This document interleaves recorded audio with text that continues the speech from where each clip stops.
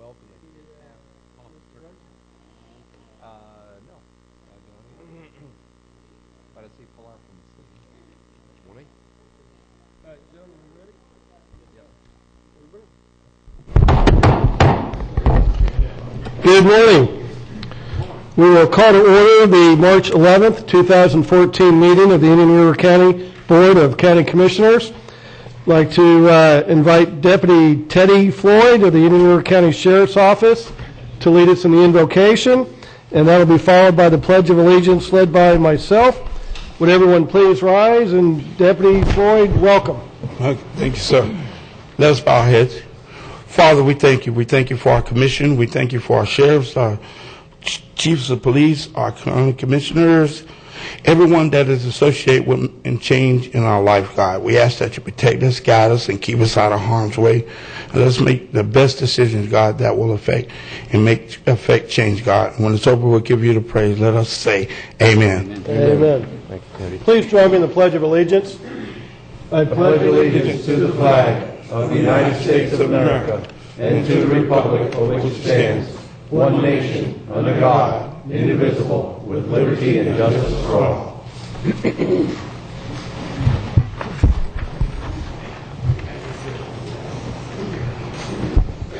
Thank you. Under additions or deletions to the agenda, I have two requests for additions.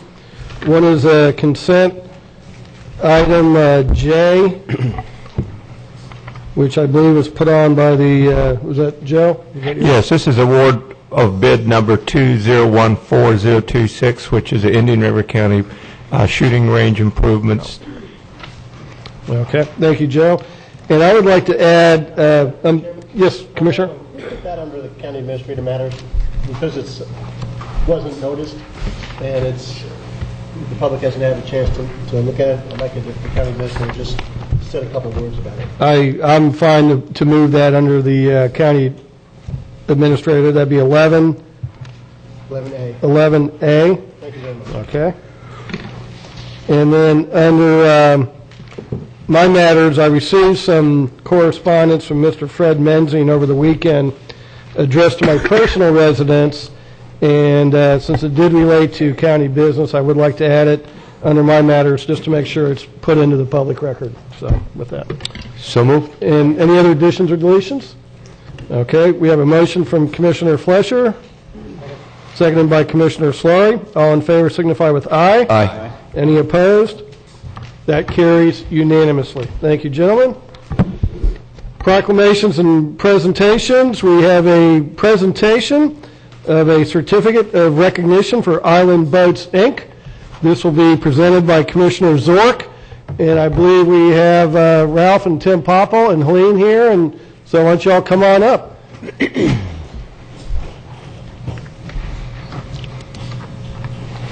Commissioner Zork. Yes, good morning, everyone, and good morning, Ralph and Tim and Helene. This past February 13th, a very important day happened in the marine and boating industry when Island Boats, which is part of Ralph and Tim Popple's business operations, received the Outstanding Achievement for the 2014, one of the best innovations in the marine industry at the Miami Boat Show this past February 13th. Yeah. But this was just kind of, it's the culmination of a lot of work, but the beginning of a lot of opportunity that's going to be coming to Indian River County. This new revolutionary technology will change the boating and marine industry forever. Every time I watch the video and hear people talk about it, I think this needs to belong on to that radio clip you hear. Why didn't I think of that? Because it's something that probably should have been figured out a long time ago, but you two are the ones that made this happen. And I will have to say that I don't know if Ralph worked prior in the CIA, but at a meeting at his shop yesterday, I asked him, how do you build boats and not anybody know what you're building and hide it? And he says, well, we rented another facility, so we didn't even want our employees to know what we were building. And I was like, that's pretty good. And I've pestered him for almost 9 months on, okay, when is it, what is it? And he was very steadfast at keeping things quiet. And I know there's a good purpose behind that, because down at the boat show, that was quite an introduction that you had down there. Would you like us to do the video first, or do you want to talk and then have us play the clip? Oh, we can. Yeah, we can watch the video. It's just Okay. it's a real short video. It gives you an idea real quick of really what's going on with the product. Okay. Way I can explain it.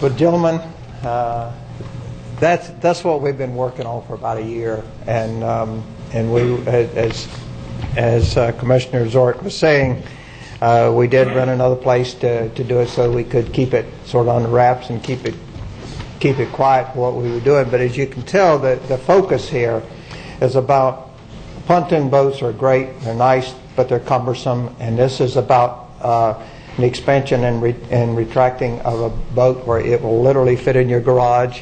The trailers very nicely. You can see down below beside the boat, and when you're backing, all these things are great. But yet it expands to 10 feet wide, which is wider than any other pontoon boat on the market.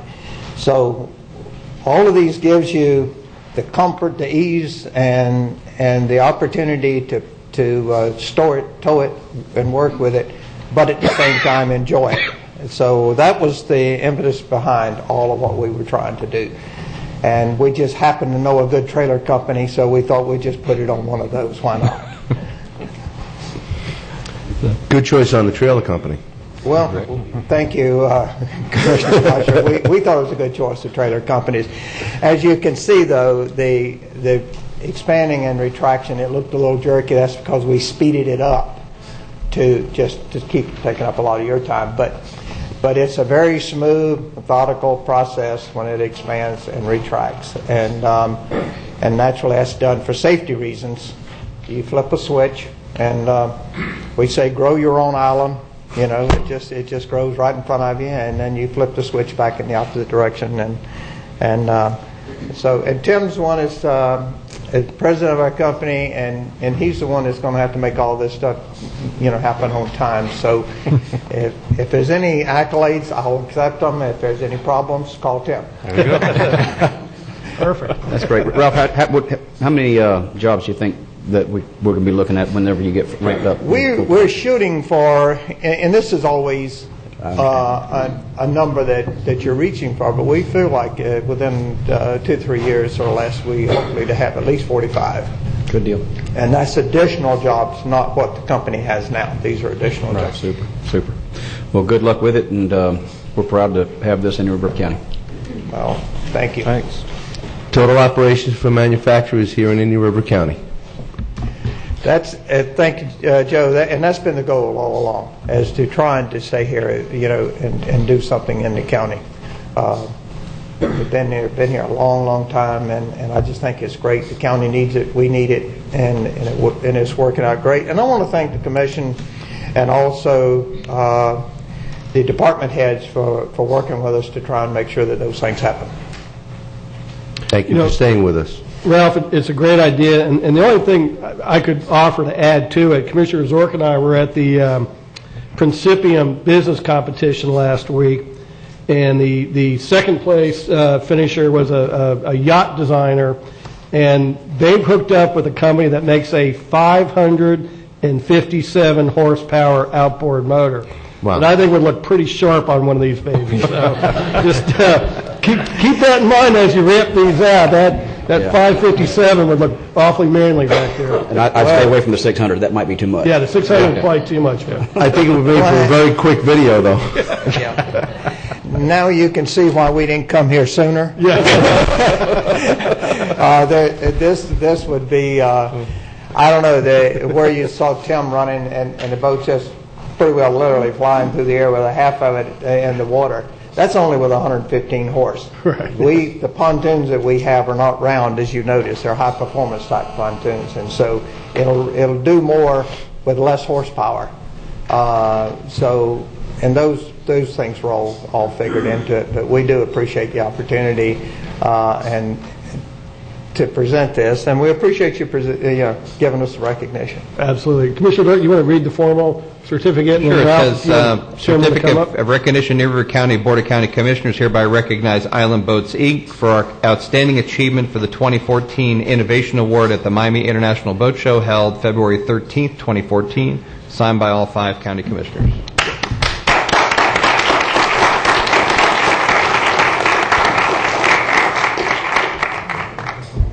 We could do a picture. Helen's got a camera right there behind you. He was right on it. Wasted no time. Can it hold the county commission? Scoot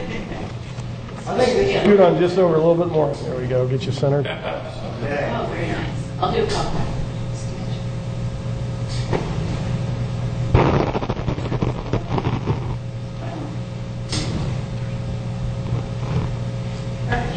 Yeah, I was going to say she wasn't referring to you. Thank you. Thank you again. You know, Mr. Chairman, having a meeting on one of those boats, maybe inspecting the oyster project, could really be a shade meeting because we could be in the shade while we're out there on the water. And That'll advertise and we'll swim out there. I trust the attorney would like to go along with us in any event. I can see Indian River County 1 coming forward. SS County? You're starting to scare Joe there. Yeah. Not in the budget. All right. Thank you all very much. That was great. And Commissioner Zork, thank you for bringing that certificate forward. Second now is a presentation by Amy Brunges, the External Affairs Manager of Florida Power and Light. Good morning, Amy. Welcome. Thank you. Good morning. Good morning, everyone, commissioners and staff. And I don't know about a presentation, but it's definitely an update. And I really thank you for the opportunity to come in and update you on the sale of the Vero Beach Electric System to Florida Power and Light. We're at a critical juncture in the process, so the timing is very good to be here today. And I've even written some things down because there's so much happening, and I want to make sure to give you the fullest update. But it is a critical time. To take you back a little bit in time, it was last summer when the negotiations with the Florida Municipal Power Agency in regard to the sale stalled over the summer. And our president, Eric Szilagyi, he met with FMPA President Nick Gariello on August 20th to put forth a creative solution to eliminate some of the obstacles that were thrown up by the FMPA, namely the demand for an IRS opinion in regard to the 3-year power purchase agreement that was in place between FPL and OUC under the existing contract. Instead of FPL keeping that power, FPL asked FMPA to take back its own high-cost power for the first 3 years after closing until OUC would permanently assume those power entitlements. And we asked FMPA to tell us how much they would need to keep that power. And everyone, I believe, knows today that that number is $52 million. We haven't seen their financial analysis, but what the current price tells us is that FMPA's power is even higher than we anticipated over the current market value. Nevertheless, we decided to analyze options to bring to the city because it is still our goal, always has been our goal, to bring the lowest electric rates in the state to all of Indian River County. Last week, we presented to the Vero Beach City Council what we believe is the best option for completing this long-awaited sale. Frankly, perhaps the only option. But we also told the City Council that it's really their decision which option that we pursue. There is a contract in place, as you know. It was approved by the City Council in February, overwhelmingly approved by voters last March. And we told the Council that staying the course, staying with that contract is still an option for them. But we made it clear, and I want to make it clear today, too, that FPL is really not confident of closing the sale under that existing contract because of the FMPA's insistence on that opinion from the IRS. That doesn't mean that we agree at all with FMPA that the power purchase agreement puts their bonds in jeopardy. Quite the contrary. It means we're not confident that an IRS opinion would result in an opinion that's satisfactory to the FMPA at its sole discretion. You know, we've had opinions from our tax council, the city's tax council, and others, and that says that those bonds would not be in jeopardy. But as you know, FMPA controls that message, and so we're sort of at the mercy there.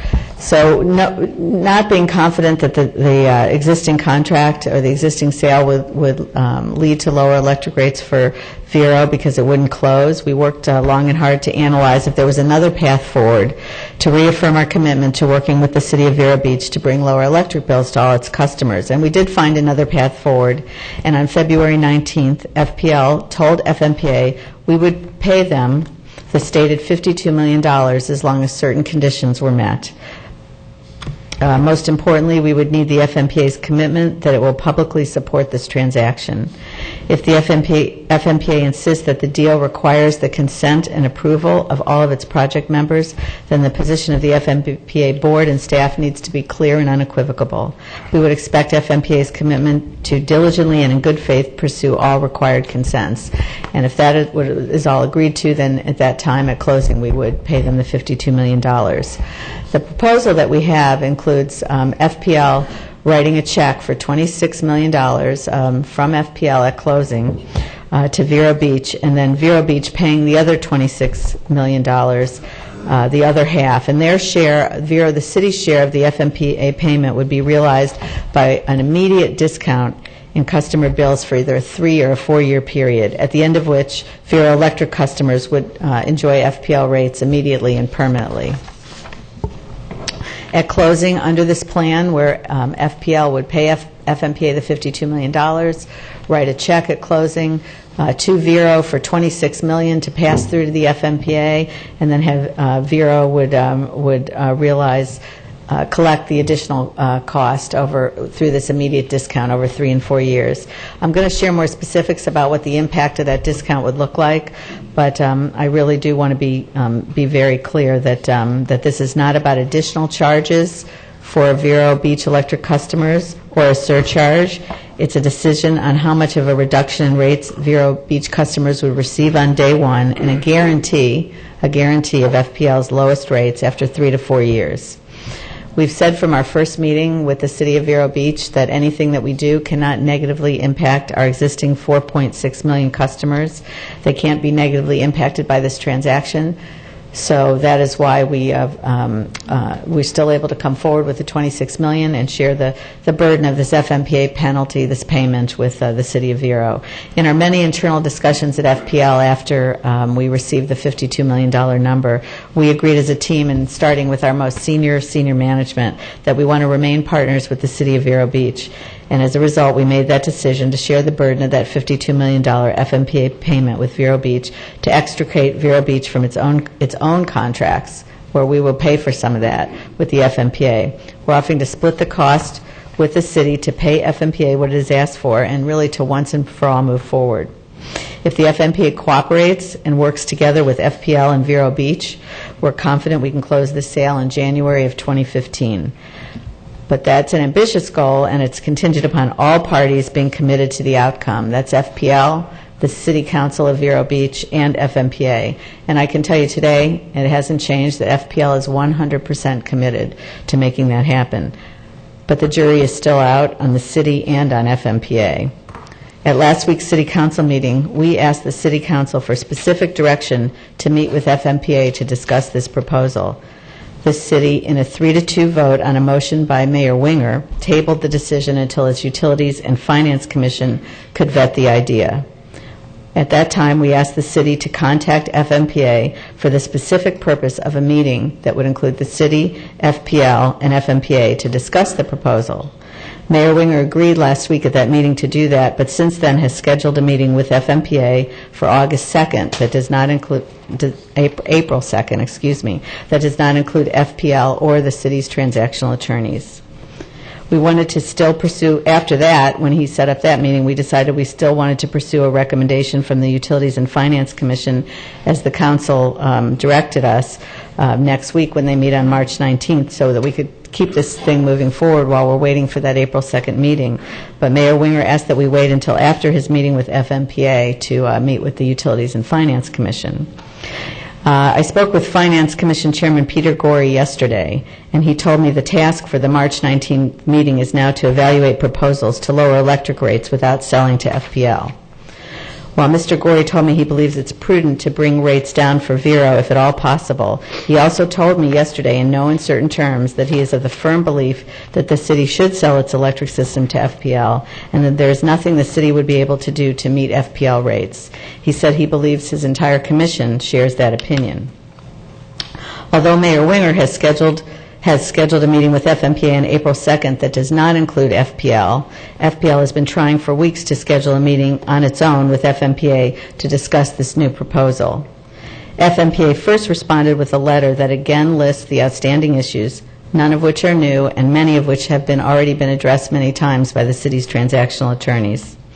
FPL responded that this transaction can indeed close based on those solutions provided by the city's attorneys, so long as the FMPA is willing. FMPA then responded again that it was disappointed in our presentation to the City Council last week, and just yesterday our President responded to say we stand by our perspective of the situation and we want a meeting to discuss the outstanding issues. So as I said, it is at a critical juncture, perhaps even a tipping point, as we wait to see if the City Council will continue with our partnership to move forward to lower rates on day one. We wait to see if Mr. Winger returns from his meeting with FMPA committed to a partnership with FPL. So when FPL meets with FMPA with the city at our side, we can help resolve all FMPA issues with the help of the city with the goal of a January closing.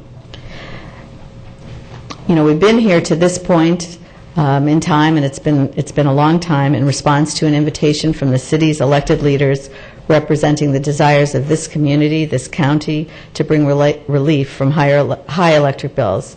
And it needs to remain as such for us to move forward. So that's where we are with the step-by-step. I want to tell you what this proposal that we have in front of the City Council, that we're waiting to get a meeting with FMPA, that we're waiting to present to the Finance and Utilities Commission. What are the impacts of that proposal?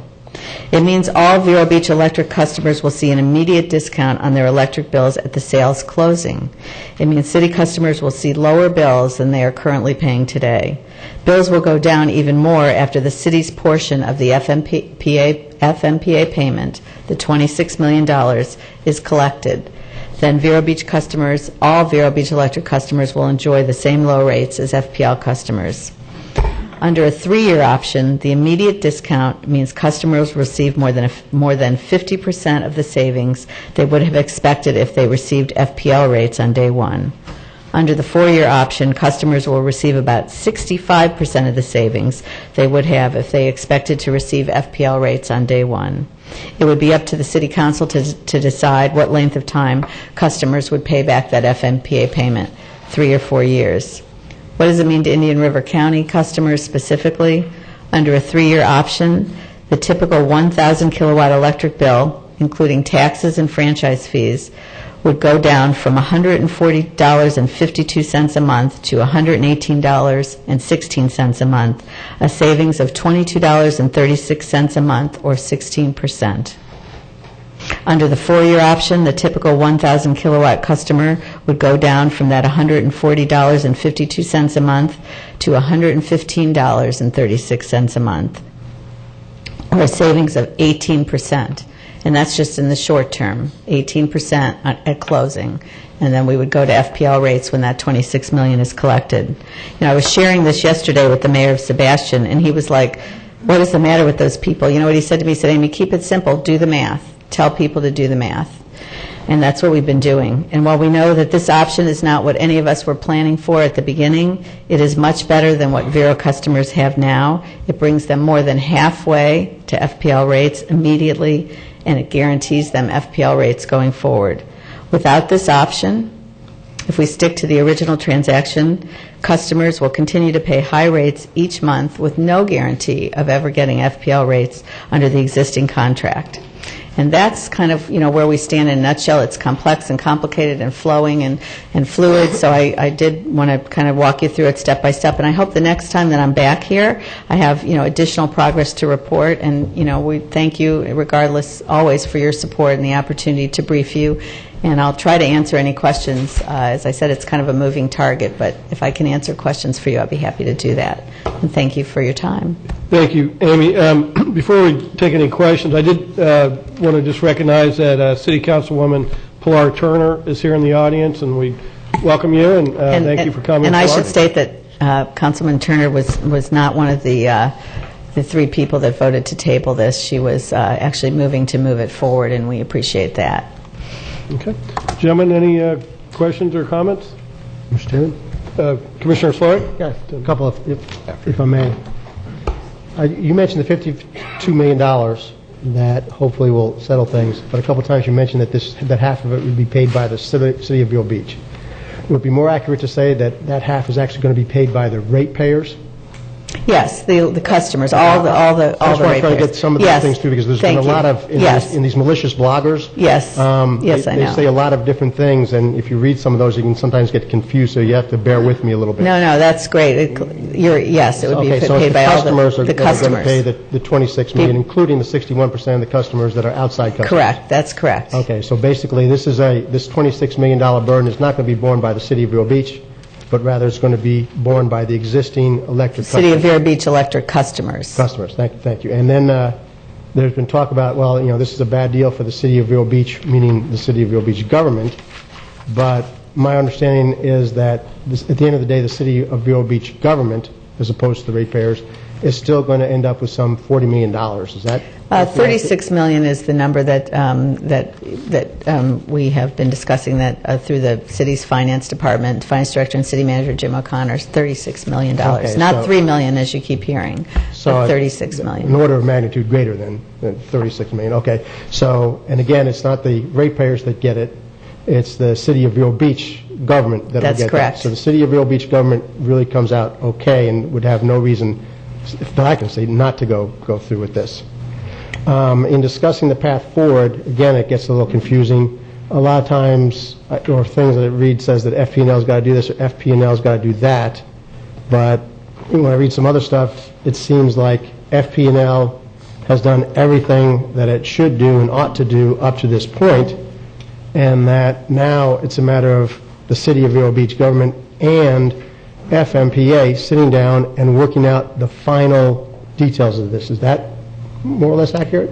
Yes, we continue to propose these creative solutions instead of problems, and we want to sit down with the city and with FMPA to work through some of these obstacles or conditions that the FMPA has put on the sale. And the last one I've got is that it's maybe the most difficult. You have sometimes trouble, or I can't articulate to different citizens who ask questions about what is this FMPA thing.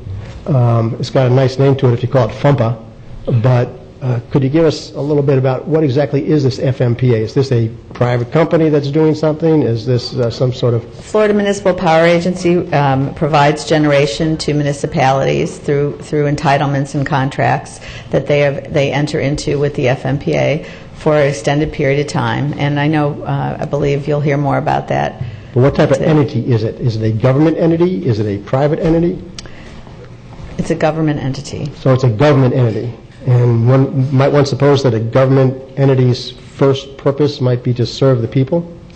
Yes, and they continue to say that that's what they're doing by protecting all of their members. That's what their continued position is. Well, then we won't go into their balance sheet, which seems to be something like it's running down everything it's had over the last 30 years. But just one thing is really curious. Is it true that when they first bought, say, the Stanton Power, that they had X amount of debt, and that it's almost 30 years later, and the amount of debt they have on that power is actually more than when they purchased it? Yes, that's true. So basically, it's a terribly run government entity, which is probably serving the bureaucracy a lot more than it's serving the people it's meant to serve. And that's just as far as I can get with it now. All other thing I want to mention is that there seems to be two beneficiaries to this. We'll say that this isn't benefiting FUMPA in any way, but it seems that the City of Vero Beach has the $40 million, $36 million you mentioned, so there's and it gets out of this bad energy deal. So it seems like the City of Vero Beach government has a great benefit for going through with this. But then, again, all the ratepayers have an even better benefit, it seems, because not only do they get much lower rates, but if the annual savings is around $20 million, and if you put a cap rate on that, say a 5% capitalization rate, then that value to not the City of Vero Beach, but to the ratepayers is almost $400 million. And for some reason, the bloggers never say that. Do the math, as I said. Do the math. I mean, the benefit to the ratepayers is incredible.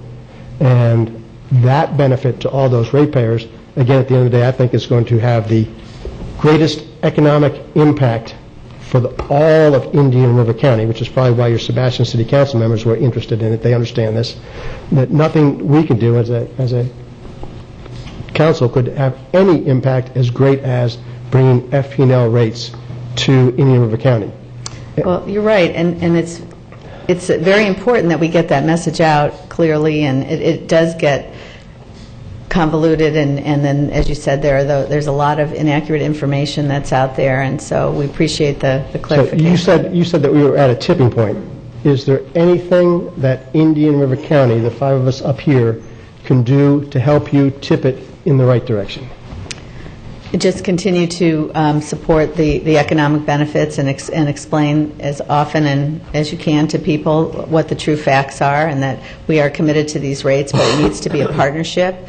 I think the message that we need to convey now, most importantly, is that for this to move forward, it needs to be a partnership with the city, approaching FMPA, that this is the way the city wants to go, and what's it going to take to make it happen, and let's make it happen. Thank you very much. As a city customer, I look forward to getting FP&L rates. Thank you. Thank you. Commissioner Zork. Yes, thank you, Mr. Chairman, and thank you, Amy, for the great update. Later in the agenda, I had an item, but I think we can cover all the discussion of my item and Amy's covered most of the points. I would like to see if we could move something forward, even if it's a resolution of support of what Amy has proposed this morning, to forward that to the City of Vero Beach and to FMPA. Bob, you're really great on the wordsmithing concept, so I might look to you on how we might actually word that.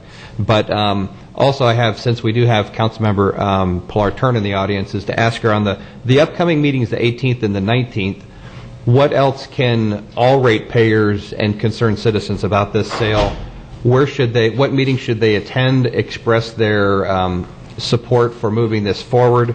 I know on the 18th is the next City Council meeting, the 19th is the committee meetings. But if you could come up to the podium so maybe we could capture part of the audience so we can help direct those that are interested on where to go and when.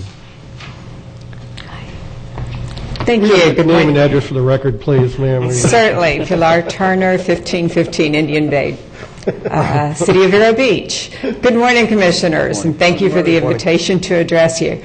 On our council meeting on the 18th, I do plan to try to continue to educate the public on the numbers. Once again, follow the numbers, and that tells the story. I mean, no matter what efforts the City of Vero Beach may do to lower our electric rates, it is very minimal. When we had a reduction of 1% in January, I certainly didn't see all our ratepayers dancing in the street. And I mean, those are the small margins that we're able to do with the system that we have. So I will try to present those numbers for the public on March the 18th. On the 19th for the Utility and Finance Commission meetings, I would urge our resident ratepayers to send emails to the City Council, to the Mayor, and say, yes, we want to proceed. Yeah, we want FPL rates. Let's support this. Let's extricate ourselves from these existing power contracts and move on. One last question. After the council meetings on the 18th, the committee meetings are on the 19th. When will then council revisit the discussions and the actions that the committees took on the 19th? What would be your next city council meeting date? trying to think, because Let's see. Mayor Winger's meeting with FMPA is April the 2nd, and sorry, I don't have my calendar here. So he for the wants next, to wait till after So, he meets with them? I would assume it will be at the next meeting after April 2nd. Okay, so that would, look Well, are like you that guys would be the 1st April and 8th. 3rd? Yes, we do. Okay, so April the 1st is a Tuesday. Yes. So Mayor Winger meets on Wednesday the 2nd, So it'd be so it the wouldn't come before the 14th or city 15th. council until Tuesday the 15th. So, okay. And then the next Although there can be FMPA, a special call meeting, and we may ask for that. yeah, that would be. Mayor Winger had originally suggested that before he set up his meeting with FMPA, that we would have a special call meeting on March 25th, because that would be after the March 19th Utility and Finance Commission. There wasn't a whole lot that he wanted to talk about on the 18th, because he initially wanted it to go to the Utility and Finance. So all that to say that there could be a special call meeting before April 14th, Okay, or whatever that date is. great. Thank you, Mr. Chairman. Thank you. You know, Amy, this obviously is a huge, complex deal, and a lot of moving parts, and maybe not quite all the willing participants. And it's kind of the old saying, how do you eat an elephant? Well, one bite at a time. And then I think, you know, we need to look at this as this is the first step forward to bringing, you know, the full discounted FPL rates to the community. But certainly the savings are immediate. I think they're significant. And just as an example, I was talking to the head maintenance guy out at Dodgertown this weekend, and their current electric bill is running about $80,000 a month.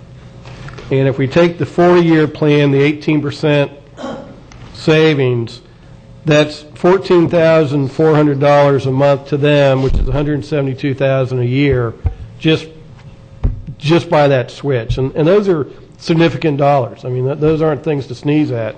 And the $25 or so a month to the average resident, you know, that adds up by the end of the year. So I commend you guys for, you know, staying at it, trying to continue to work to find a solution. It seems like every time a roadblock is thrown up, you all have found a way to resolve it and bring forward a solution, like you said. So, you know, from where I'm sitting, I would fully support what you all are proposing here. It may not be everything the ratepayers under City of Vero Electric wanted, but it's probably the best path forward to get them something now with a light at the end of the tunnel, that there will be a final resolution to this, and this is just the first step towards that.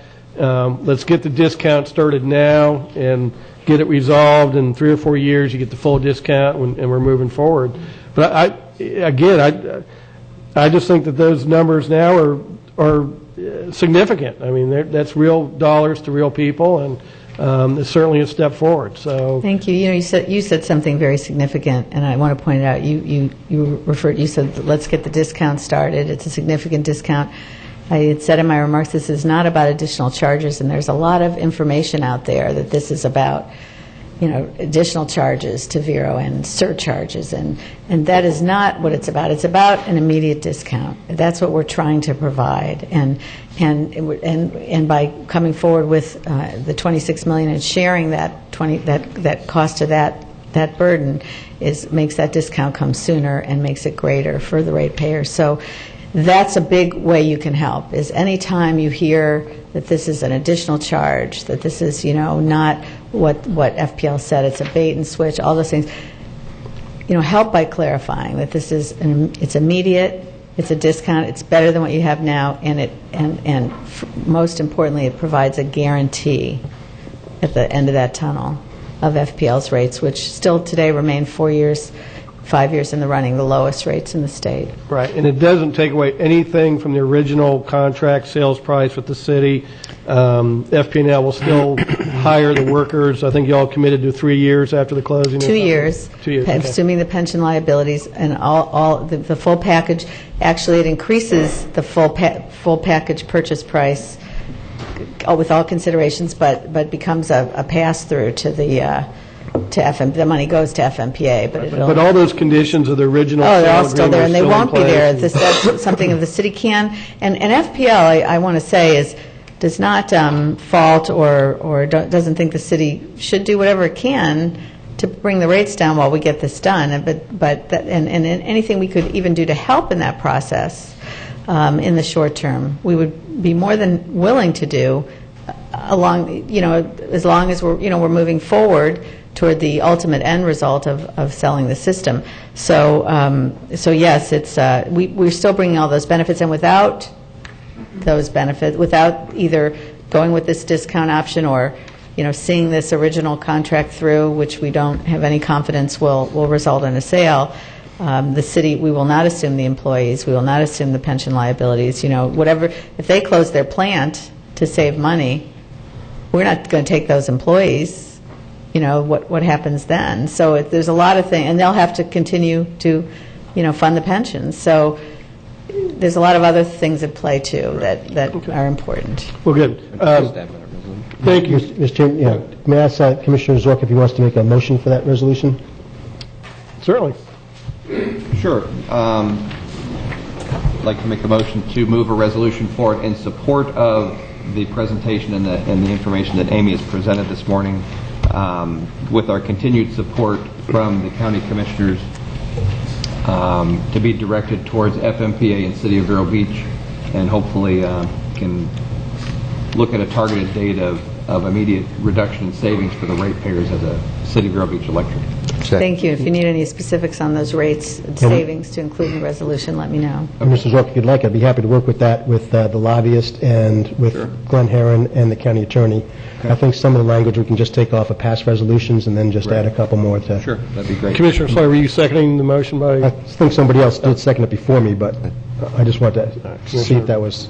Second by Commissioner Fletcher. Just on your motion, Commissioner Zork, would you like to specify that Commissioner Slaughter minimizes the amount of quotes from 300-year-old people just to kind of keep this in the 21st century? From when electricity was invented forward. I think we should... that's with Ben Franklin. I'm in luck. Thank you. Limit it to 5 pages.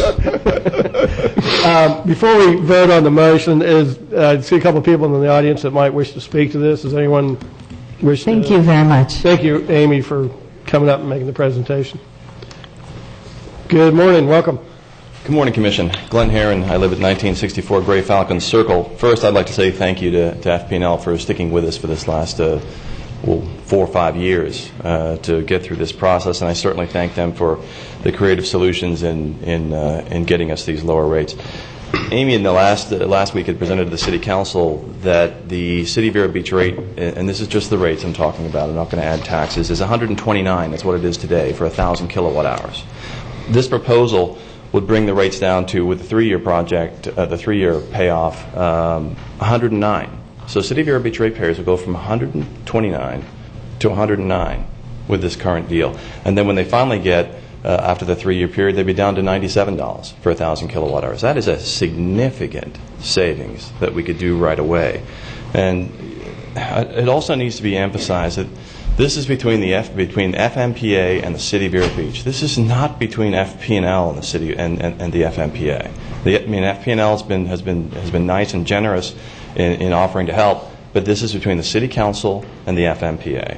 And now we're going to obviously have to wait until April to see what it is they do. But Commissioner Solari, you mentioned that there's been some spin by some anti-sale bloggers, and I wanted to back you up on that. They're saying that the sale proceeds, and in fact even Mayor Winger said that the sale proceeds was $3 million at the last City Council meeting. Well, it's not. This, if you put that up on the screen, this is what the... someone's coming to do it, Glenn. This is from the City of Vero Beach last week. Can you zoom it in, please? For Commissioner Davis, because I know his eyes are getting a little old there. I made a public records request of Cindy Lawson and Jim O'Connor last week, and this is the sale proceeds that it currently stands projected at. Do you see the number at the bottom? Close to $40 million. Not $3 million has been said. It's $40 million. There's $26 million in trapped assets that are currently held by the Enterprise Fund. And then when you do the math and you pay off the OUC penalties and the bonds, you end up with $40 million. This is all prior to the $26 million that the ratepayers are being asked to pay. Before you go on, so what you're saying is that to the OUC and that entrenched bureaucracy, FUMPA, we're paying $54 million plus $52 million? $20 million of the $54 million goes to the OUC, and another $34 million goes to the OUC for them to step into our entitlement agreements in 2018. So they're getting over $60 million. That's just, yeah, that goes to the OUC. The FMPA is $52 million on top. You know, this FP&L is paying $26 million clean to them, and the ratepayers will pay another $26 So it's $106 million to the OUC FMPA total. Yeah, I would guess. Yeah, yeah, that sounds right. Correct. So I just want to make the point that this is ratepayer money, and this is ratepayer money that's going to be given to the City of Vero Beach's general fund to help lower their taxes. Our ratepayers, in turn, will get rates down to 109 in the next 3 years, and then finally 97. Now that's a good deal. I mean, that's better than paying 129. I mean, I'll take that deal. The alternative would be to fight a war with the FMPA. The alternative would be to try to get the City of Vero Beach to donate the $40 million back to the ratepayers when it's their money in the first place. I don't think that's a battle we're going to win because as outside customers we have no vote. So this is a good deal for the City of Vero Beach. They're going to get $40 million, not $3 million. And this is a good deal for the ratepayers because we're going to get down from 129 to 109. There was another question about what is the FMPA. Let me try to answer that. I mean, Amy's correct. It's a governmental agency. It's a governmental agency that has 31 member cities in the state of Florida. 20 of them are the actual owners of the entitlement assets. Bob, you had mentioned that one of them, St. Lucie, was a project that the FMPA purchased in 1983. And if you look at the website of the FMPA, it was floated with $290 million worth of bonds in 1983. Well, it's been 30 years later. You'd kind of expect that we'd have paid that off, right? That our interest in the FMPA would be paid off after 30-some years? No. The debt on the St. Lucie project alone is $432 million. This is at the FMPA, mind you. So we went from 290 in 1983 to 432 30 years later. So my argument about the FMPA is this. We have these projects up there. We have an interest in St. Lucie. We have an interest in Stanton 1, which is an OUC project, and an interest in Stanton 2. Don't you think after 30 years of ownership that we should get our money back? We're not getting our money back. We have, if you look at the balance sheet of the FMPA, and, well, why don't I just go ahead and put it up there?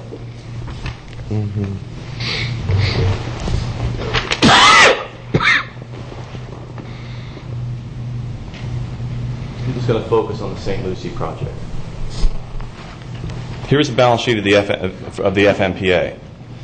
In 2002, they actually managed to pay their debt down to $232 million. 10 years later, it's $432 million. But look at what they've got. Look what the FMPA's got. The FMPA has cash, investments, and generation assets that are up there. These are our assets. Now, the FMPA is telling us that when we exit Vero Beach, when we sell our system, they will keep the cash, they will keep the generation, keep the investments, and they're going to make us pay $52 million to start, to get out. So I'll summarize with an analogy. Imagine a 35-year-old gal goes and buys a house, and 30 years later she's getting ready to retire, and she's heading down to the bank on that last day after her 360th payment, 30 years of hard work, and she's ready to pay off her mortgage. And the bank says to her, and she says, "What a happy day, this is great, I'm retiring and I finally own my house after 30 years of hard work." And the bank says to her, "Look, we're really sorry. All that money you paid over the last 30 years, well, we speculated, we bought some derivatives, we speculated on futures contracts, we didn't pay a lick of it off, I'm sorry. So you still owe the whole mortgage after 30 years. And the gal in complete horror says, "My God, I have to pay the mortgage? Well, at least let me sell the house so that I can pay off the debt." "No, ma'am, I'm sorry." The bank we're going to have to keep your house, we're going to keep everything, we're going to keep that asset, and you're going to have to pay the mortgage off to boot. That is what the FMPA is telling us after 30 years. So more focus needs to be put on the FMPA and what it's doing. Now, are we better off taking this deal and getting out? Absolutely. Are you better off going from $129 per kilowatt hour today, for 1,000 kilowatt hours to $109 if we just take it and get out and run? Absolutely.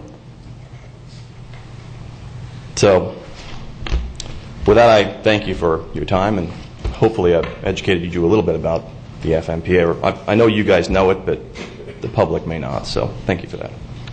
Thank you, Mr. Herron. Is anyone else that wishes to speak? Good morning. Welcome. Good morning. Dr. Stephen Faraday, Indian River County. Just a couple of comments. One, I'd like to thank FPL for sticking with this deal. It's been incredible what they've done. I'd like to also remind the board that the contract between the city and FPL runs through 2016. FMPA, FRUMPA, can continue to delay through 2016. But what's cropping up in 2017? That's the end of the franchise period for the electric. So you have to keep that in mind. I believe it's February or March 2017, the 30-year franchise agreement, in which you've given notice in April of 2011 that you want to get out of, is coming up. So at what point in time does the county begin to take some protective type actions with regard to this deal? Let's look back to April 2008, when Mayor Tom White said the OUC contract will give you FPL or lower rates. What's occurred since then? We have paid $66 million just by the outside ratepayers in excess FPL rates in excess of FPL. Since the time FPL made its first proposal to the city, April 4th, 2011, we paid nearly $39 million more. Commissioner Solari, you raised the issue about the $26 million. The outside ratepayers will pay $16 million of that $26 million. So what are the contingent plans that we might want to be looking at towards the future? One is to petition the PSC, to ask the PSC to open up a territorial agreement, which is in excess of 30 years. It was 1981. Also folded in the petition that Glenn and I filed in September 2009. That's how long we've been working at this. Also look at it from the standpoint that $4.5 million of the $7 million transferred by the city out of its enterprise fund for the electric utility is coming from the outside ratepayers. That is $500,000 more than the city collects in its annual property taxes. The outside ratepayers are paying the tax to fund the city's budget. Also, I would suggest that the board consider filing a formal complaint with the Attorney General's office alleging that the FMPA is violating the state's Antitrust Act. Number one, the State Antitrust Act of 1980 says that it complements federal law. Two, the guidelines in federal law say that 30 years is the maximum period of time for a... I'm sorry, Dr. Fair, we had a phone go off there. File a formal complaint with the Attorney General's office. I have filed one against the FMPA. It was rejected because I'm an individual. It can only be filed by a governmental unit, which would be the county, the city, or the shores.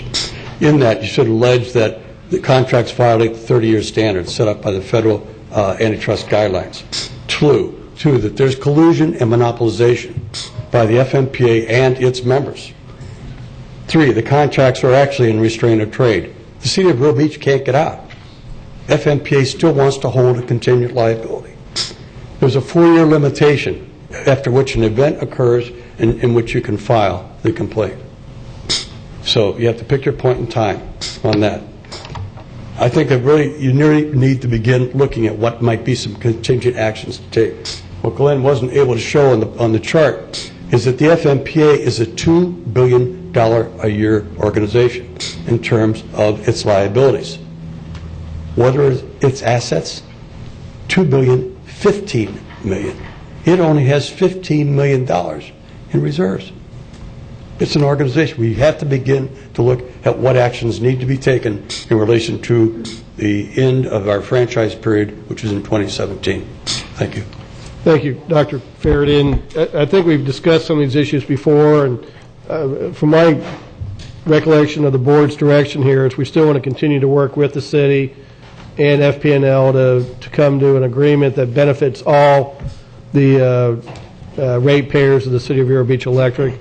And probably, and I know we've had the discussion on the Attorney General and the PSC and all those things, but from my seat, I think that's still just a little premature, and that we want to encourage the city and FMPA to work out a cooperative agreement and conclude the sale. But certainly those are points that we will need to take up at some point in the future if this doesn't proceed. Particularly here now, we seem to be coming to a critical time frame. Probably April will give us a clear picture of which way we're going. But so appreciate your comments, but I think with the motion from Commissioner Zork, I think the board will be committed to trying to get the full sale and this agreement done. But thank you for your comments. Is there anyone else from the public that wishes to comment on the motion? Okay, Commissioner Flesher. Mr. Chairman, I just want to thank the last two individuals, Dr. Faraday, Glenn Herron. The amount of spinning that has been taking place, you should be all covered with web. And Commissioner Solari pointed it out earlier about the spin of a bad deal. I think the spinning of the bad deal has lost its timeline. The bad deal was many, many years ago when you all began and approaching the Utility Commission at that point.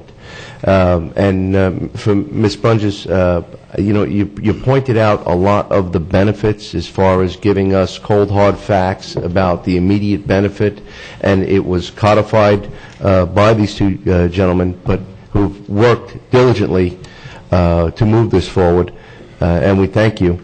But is there not additional benefits with moving forward with FP&L besides the initial savings?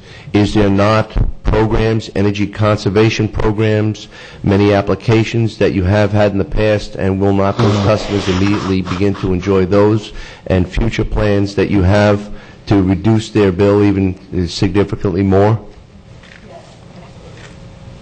Thank you. Mr. Johnson, welcome. Bob Johnson, Carl Subdivision. What I've heard today is that FP&L is trying to guarantee a discount rate. What if the discount rate is not does not materialize, and the rate increases over and above the rate that's now being charged to the users? As you know, the county is a big user. The jail, the county building here, education. What if that's an impact of increase in maybe our taxes if the rate is not guaranteed in some way to the users? We've heard that they're trying, but I'd like to see us make sure that they guarantee us the reduced rate so that the rate isn't higher. Thank you very much. A couple things to that, if we may, Mr. Chairman. Yes. First, my understanding is that they're not giving us a discount. FP&L is simply would give, if they bought the system, the same rates that FP&L is already giving everybody else. And secondly, I don't think that FP&L could guarantee anything because they're subject to the PSC. But the fact that they're subject to the PSC, the Public Service Commission, is actually a benefit to us because unlike the City of Vero Beach, we would then have somebody knowledgeable about electric rates and the cost of providing the service, which would make sure that FP&L, the private company, couldn't just jack their rates up.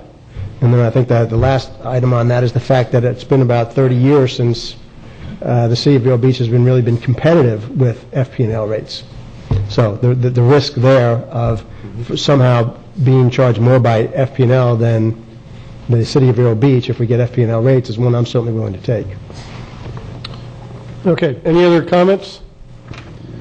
We have a motion from Commissioner Zork, second from Commissioner Flesher for a resolution in support of the proposed agreement as presented by Florida Power and Light with assistance from Commissioner Slory. All those in favor signify with aye. Aye. Aye. Any opposed? That motion carries unanimously. To the chair, just a quick question.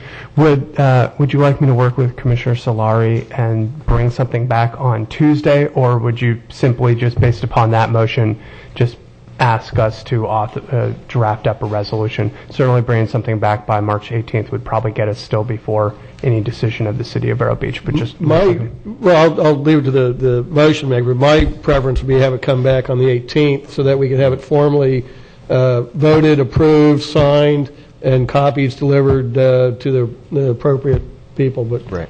If that's your wish, Commissioner Zork, okay. I will get that done. Thank you, Dylan. Amy, thank you all, and everyone who commented, we appreciate it. Moving on, the approval of the minutes of the regular meeting of February 4 and impact fee workshop of January 22nd, 2014. Move approval. We have a motion from Commissioner Flesher, second from Commissioner Davis for both sets of minutes. All in favor, please signify with aye. Aye. Any opposed? That carries unanimously. There's no informational items. That then takes us to the consent agenda.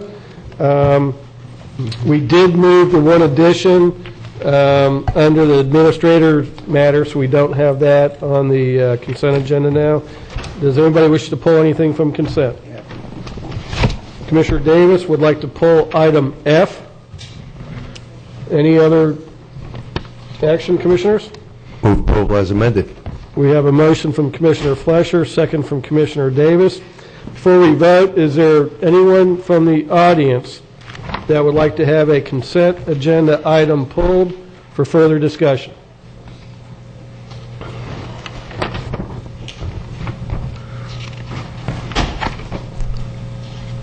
Ms. McKenzie, were you coming up for the consent? Okay, all right, thank you. So anyone from the public wishes to have a consent agenda item pulled for further discussion? Okay, seeing none, all in favor of the motion signify with aye. Aye. Any opposed? That carries unanimously. Commissioner Davis, item F. Just real quick, how long is the duration for the ability to finance the water line extensions? We haven't decided that, but usually it's 3 to 5 years we'll do. 3 to 5. Okay.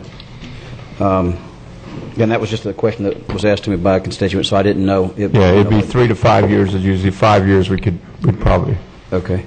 All right. I'll handle that then if there's any concern after we decide whether it's going to be 3 to 5. Move to approve, Mr. Chairman. Second. We have a motion from Commissioner Davis, second from Commissioner Slory for item F. All in favor signify with aye. Aye. Is there any opposed? That motion carries unanimously as well. There's no action by the constitutional officers. We do appreciate the sheriff being here this morning with us. And that takes us to public items. A public hearing. Consideration of an ordinance to temporarily extend the suspension of 3 impact fees for 1 year or until the current impact fee review is completed and a new impact fee schedule is approved and becomes effective. Whichever occurs first. This is a memorandum dated February 26, 2014. It is legislative in nature. And welcome, Mr. Bowling. Thank you, Mr. Chairman. For the record, Stan Bowling, County Community Development Director. Really 2 things regarding impact fees this morning. If the Chairman will allow, after the public hearing on consideration of this ordinance, if I could, I'd like to update the board on the impact fee update itself and get direction from the board on one item, if you'll allow that, Mr. Chairman. Absolutely. Thank you.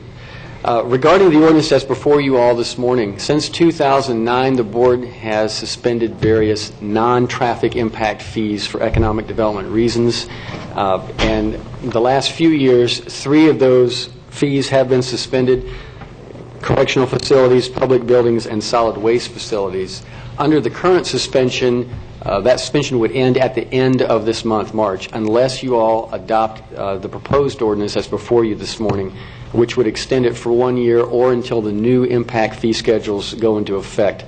And there are a number of reasons that staff supports your approval of the ordinance before you, but probably the most compelling is that If the fee suspension went away at the end of this month, impact fees would jump up, spike up for a few months until the new rates would go into effect.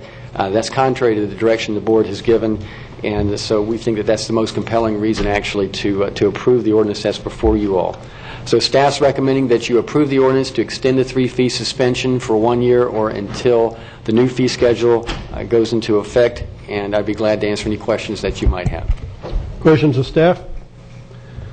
Stan, the only thing I have is just so that everybody is aware, the 3 impact fees that we are discussing are for correctional facilities, public buildings, and solid waste facilities. Correct. Is that correct? That's correct. And then, Joe, one thing I think we've talked about in the past is we don't see any clear need for any expansion in these 3 categories at this point in time. And so collecting the fees at this point would almost necessitate refunding them. Yeah, we think, especially in the case of corrections, by the time that 6-year period rolls out, we won't have collected enough money to do anything, and we'd have to refund it anyway. So it'd be just a lot of those fees. We feel we wouldn't be able to make the improvements within that 6-year time frame that we have to. So we therefore feel it's not worth collecting them. Okay, good. Thank you. Any other comments for staff? Now we'll open up the public hearing. Is there anyone from the public that wishes to comment on the temporary extension of the suspension of the 3 impact fees? Good morning. Welcome. Morning, Commissioners. Keith Kite Properties, local developer. Just wanted to reinforce Stan's compelling reason. We've gotten to a point of economic development, some movement in the county. There's a number of major projects that are basically hanging out there that would benefit tremendously by the bottom line, government doing its thing and working on economic development. So I just wanted to reiterate that from myself and our own business, as well as a number of straw voter constituents that I spoke with here, just to let you know that how it's been designed for the commercial side of development is ready to go on a number of fronts, and it would be beneficial to the entire county on its economic development, its citizens, its taxes, and its workforce. Keith, while we have you here, is there any type of specific commercial project coming forward that you'd like to give a shameless plug for? Well, we're underway on the brand new, Hampton Inn and Suites, 90 rooms. It's an $8 million project. It's a lot of construction for our local workforce. It's a local contractor, Proctor Construction, that's building it. Probably over 60 to 70% of it is local subs. And of course the workforce from the area. That's our own one. But I can tell you at the hospital level, I can tell you on a number of other businesses that we are working with, the Wellness Center, other projects that you may have been rumoring about, there is as much as $50 million of construction ready to go that would greatly be beneficial now and not a year or two from now as the economy rebuilds itself. So back to getting government to move, maybe unlike the previous FP&L case that we've heard for years and years, maybe we could do something this year and support Stan and community development, that he's really done a fantastic job of pulling together a fair impact fee schedule for the county and its financial conditions, but also to get us going here. Yep. Thank you, Keith. Is there anyone else from the public that wishes to comment during the public hearing?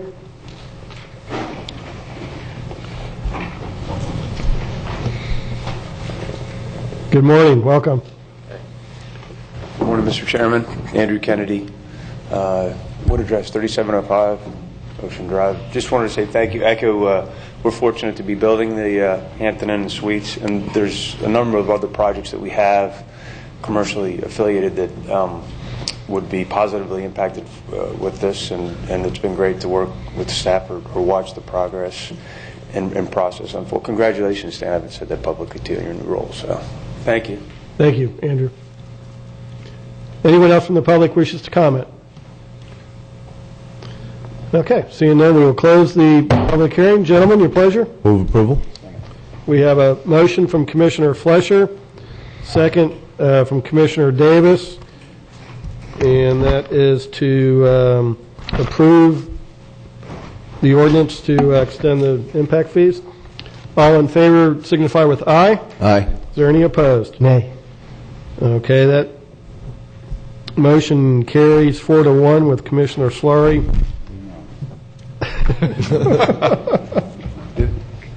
Opposed. What was that? Mr. Chairman, if I could. Yeah, Stan, if you want to go ahead and Sure. follow up Thank with you. the... Thank you. Just an update for the board. Since your January 22nd workshop, a number of activities have been ongoing to bring the impact fee update into completion. Some of the ideas that were discussed during that workshop, and also what we have termed a staff scenario, as we talked about at the end of that workshop, to come up with some ways to perhaps even slightly reduce some of the residential fees as well as the non-residential impact fees that are proposed, and Jason Brown worked on that quite a bit. We've emailed that out to you all, and Jason Brown, Phil Matson, and myself have done a number of road shows, as you all requested, 7 out of 8. We have one more to do this coming Friday. And I do want to let you all know that there have really been no substantive comments on, was any of the data or methodology wrong, any of the approach wrong. In fact, what we've really found is what I'd say is universal support for the approach to reduce non-residential impact fees. And the main comment that we've gotten, not only from developers, but also, for instance, when we went to Fellsmere, was how soon can you get the non-residential rates down? So the news is good. One of the issues that we're beginning to run into is non-residential developers wanting to know when the rates can go down. We do have some more work to be done on other issues related to impact fees with the update. Residential side of things, working with the school board staff and the consultant. Implementation issues, we've talked about appeals processes, things like that we have to go through. Staff believes that you all should consider separating out at this point in time the non-residential impact fees and consider moving forward with adopting non-residential impact fees based on the methodology that's been presented, and allow those rates to actually go into effect earlier than residential rates, which will take a while longer to have, and then working out some of the ordinance changes, such as for appeals and other implementation issues. We think there's a way to do it. We've talked to the consultant and our own county attorney about how to structure things. And if you all wanted to consider that and give us the direction this morning, we can move forward with a 30-day notice we have to give to municipalities and come back to the board, we believe, on April 22nd with a public hearing to adopt the fee schedule changes for non-residential. Now, what I think that would mean, of course, is that the board would be comfortable with the update, the data, the analysis, the methodology, and we would, of course, need to use the same approach on the residential side when we get there. But we do believe there are some reasons to move forward a little quicker. We've been contacted again by non-residential developers that would like to move forward but are wondering if maybe they should wait, the several more months that it could take otherwise. So staff would like the board to consider that. And again, if you give us a direction, we can do the notice requirements that we have and try to work a reduction in non-residential fees, get those into effect sooner. That's the update. Mr. Chairman, I'd be happy to move that we go ahead by bifurcating the residential from the commercial and move ahead with all deliberate speed on the commercial and move that forward, including the necessary public notice to bring it before the board as soon as you can. Okay. I'll go ahead and second that motion. Discussion, Commissioner Davis? I think it's a good idea to lower rates on these impact fees. Maybe Commissioner Solari would see it this time. No, you forget the difference, Commissioner Davis. The difference was how you use the impact fees. I don't believe you ought to use them as an economic development tool, but from the very start, I've been in favor of especially lowering commercial impact fees as much as possible. So I know it's hard to carry those distinctions sometimes in your head, but that's the distinction for this one. I just wanted you to restate that again so people would understand that you don't get that a fee is a tax and a tax is a fee. Thank you. All right, and Dylan, are you're good that we can move this forward and as Stan has suggested?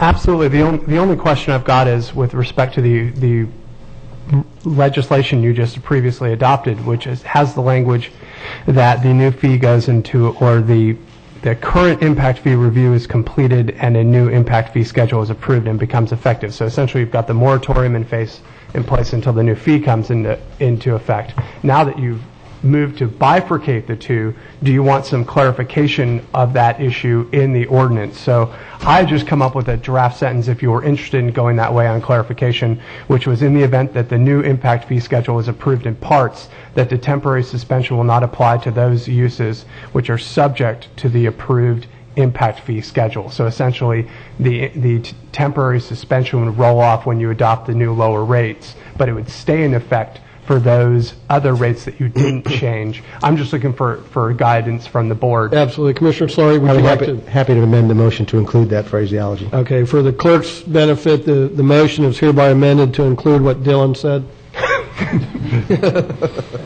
And I will amend my second to concur with that. Commissioner Zork, under discussion. Under discussion. Stan, there's a couple of what you kind of explained to me were administrative things that we could address when I sent in those kind of 10 or 12 points before Correct. the first one. By moving the non-residential ones forward, can we still put those administrative options in there, or would those have to be identified? Yeah, I think that we still would have to work through that and put those in the ordinance. What we have done to accommodate some of the larger non-residential projects, like the hotel that was mentioned, was allow a developer to move forward and get a foundation permit, not a building permit, and then get the building permit, a little bit later, and that's when the impact fee issue would, become about. I think by adopting this earlier, a lot of those implementation issues that are right in front of us right now would go away. Okay. I think we can make that work. Okay. Stan, the only thing I have, and it's probably more on the residential side than the non-residential, but what growth rate are you guys using right now to plug in to come up with the slow growth formula and the buy down? We're using two growth rates, which is really a policy decision. One is the 1.4% annual growth rate, and that's the median projection that BEBR has put out. We're not anywhere near that right now. That 1.4% even. We've been under 1% since 2007, but we think it's a safe assumption. Now, that's for everything except for traffic. For traffic, we're being more conservative. We're using a 2% growth rate. So we'll actually have a higher traffic impact fee in the event that growth does jump up. We'll have traffic programs and road projects going better. So we're using two rates in our approach. Okay. If you wouldn't mind, if you could contact the supervisor of elections. She had mentioned to me that lately they've been registering new people, not just changing parties, but new voter registrations at about 300 a month. And that works out to about a 2.6% rate. And to me, that kind of sounds like people moving to the area and doing a new voter registration. There may be some people that already have been here, just getting around, but it might be worth looking at that number as well. And that might just be a spike and not a true trend, but that might just be something else we can look at to try to get a handle on what really is going on here in the county. Sure, be glad to. And just to let you all know, looking at our building permit activity, it is up off the bottom, but it's still, if you factored out the number of people per household and so forth, it's still no more than 1% right now where we are, less than actually. And one thing that I saw the other day when I had to renew my automobile tags is there was two people in there changing their tags from an out-of-state to a Florida tag. I don't know if that information is readily available, but that it may even be more indicative of a growth rate than people voting, because you're going to have a car if you can. People may be tired of ice storms and figure exactly. they'll be here year-round. No doubt in my mind. No doubt in my mind. Yeah. Okay. Well, and part of that, Mr. Chairman, that you still have a lot of people occupying inventory that we may be getting 2.6% coming in, but 1.5% of those are moving into existing vacant units. Yeah, because there's been a lot of foreclosures and empty house. Yeah. Okay. All right, so we have a motion from Commissioner Solari, seconded by myself, to move forward to bring the non-residential the new impact fee schedule for non-residential forward as soon as possible with the appropriate legal notice, and to include the additional wording that the county attorney added. Is there anyone from the audience that would like to speak to this motion before we vote? That's not an attorney. Dang it. Welcome. I'm not sure why I get this abuse, but Todd, I had two questions. No, one question. First, I appreciate what you're doing. I represent some of the applicants or developers that Stan was talking about. They've been trying to work on ways to delay pulling the building permit because of the implementation of this ordinance. So this is a really good thing.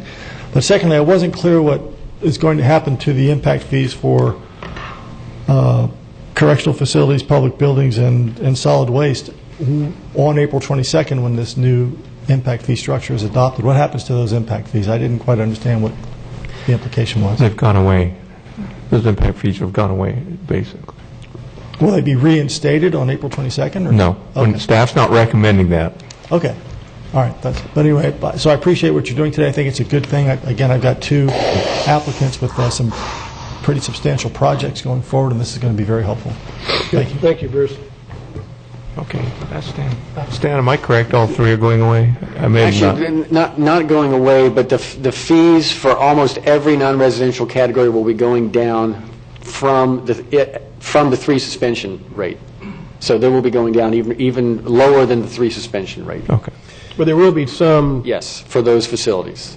Right. We're not suspending those facilities with the proposal, but when you add up all of the fee programs, the fees in almost every non-residential category will be going down. Okay, I understand that, but I guess maybe when you bring this back for the final vote is those same 3, if we don't have any real need, like Joe just explained, even if it's reduced, should we be collecting anything at all? Right, and we've kind of factored that in with the staff scenario, but we'd be glad to analyze that. Just give that another look then. Okay. Go ahead, Jason. Jason? Yeah, 2 of the 3 fees, the recommendation in the study is for 0. Okay. Of those. Yeah, I mean, which fee are we going to keep? The only one is public buildings, the corrections and the solid waste. The consultant has recommended 0 fee for those going forward. So they're currently suspended. They would continue to be suspended. The public buildings one does have an amount. Our staff scenario is actually lower than what's in the study because based on the needs. So, Bruce, did you get all that? Of the 3, 2 will remain 0, and the third one, public buildings, will come back, but will be a small number. Actually, what we're looking for the expansion of the state attorney, public defender, in the courthouse. Yeah, for attorneys. So attorneys. Attorneys crowding up the courtroom these days. Keith, welcome again. Yes, thank you. I just want to reiterate what I said previously. This bifurcation of the impact fees is, I think, a great example of the administration thinking on its feet. You're lowering unemployment now when you need to lower unemployment. You're going right to the heart of the situation with commercial economic development that hopefully will foster the residential behind it that they're trying to get to, and the foreclosures and out of homes and everything that we've watched in the county the last few years. So just to reiterate again, this is a very flexible, mobile situation. 5 years from now, and we continue with this growth, the work that they've done here is very flexible to accommodate the entire county, particularly on its traffic and its other needs that can be handled by that future growth. So doing it now with what you've suggested and put up on the board, Bob and Peter, I would highly recommend for this county. Okay, thank you. Anyone else from the public wishes to speak to the motion? Seeing none, we'll go ahead and vote. All in favor signify with aye. Aye. Any opposed? That motion carries 5-0. Thank you, Stan. And one of those moments. Under public discussion items, we have a request to speak from Althea McKenzie regarding the Gifford expense analysis for the fiscal year 2013-14. Good morning and welcome, Ms. McKenzie. Good morning. Althea McKenzie, 2405 16th Avenue. I'd like to thank Mr. Beard for having the Budget Department put together this analysis of expenditures. On January 21st, I do stand corrected in the numbers presented to you. At the time, I presented a total budget, at which time Mr. Beard wanted to include law enforcement and some other expenditures to justify that the numbers of level of service was equal in Gifford as it was everywhere else in the county. So with that, I'd like to consider on doing an analysis here that we do back out supervisor of election, constitutional offices, the Sheriff's Department as well, because they provide universal services, and it's hard to kind of figure out, you know, is a person being arrested in Gifford from Gifford, or are they driving through Gifford? If you're responding to an emergency response in Gifford, is that person a Gifford resident, or basically had a heart attack while in Gifford? So when it comes to taking the $42 million of the Sheriff's Department and whatever else is served on emergency services, it's my consensus that that should be backed out. My original presentation on January 21st was to address the need of analyzing what items needed to be presented on the budget, specifically in regard to the Gifford Neighborhood Plan and the development of Gifford. And on this response that I got back from Mr. Brown, I'm very confused, because I started out with an expenditure based on the capital expenditures and a report from 1997 to 2012 that was itemized and given to me by the Budget Department. I have been presented with a presentation which anybody at home who has not taken a look at these expenditures that you're claiming are being spent in Gifford would need to look at, I believe, pages 107 through 115 of today's agenda. When I do a comparison of Mr. Brown's presentation, which I did take him up on his offer and meet with him last week, the first thing that we could not come to a consensus on is that when you put data analysis together, it's important to compare apples to apples and not apples to oranges. In this particular report that was provided by Mr. Brown, your population census is that similar to the census data population, which is noted in most areas, which gives us a population of 9,000 people. However, when you presented the expenditures, which was a comparison that I was making, Gifford is actually a 5,340 population covering from U.S. Highway 1 to, I believe, 58th Avenue, from 41st Street to 49th. So these numbers and these expenditures that were given, and I'm not sure, if you see the $14.8 million, that was money that was committed to Gifford since 1997 to 2012. According to the analysis of the budget that Mr. Brown has now given me, not only am I quite mistaken in my analysis, but it says here that according to the 2013 budget, there's an $11 million per year commitment to Gifford. So the first things that we have to do is define what are we analyzing, because according to the applications to the Department of Economic Opportunities, according to the definition of the Gifford Neighborhood Plan, according to the overlay of the Enterprise Zone, according to the overlay of the USDA Rural District, and the areas that we're looking at, we cannot go ahead and start using expansive numbers in order to make a relative comparison on what's needed for the Gifford community.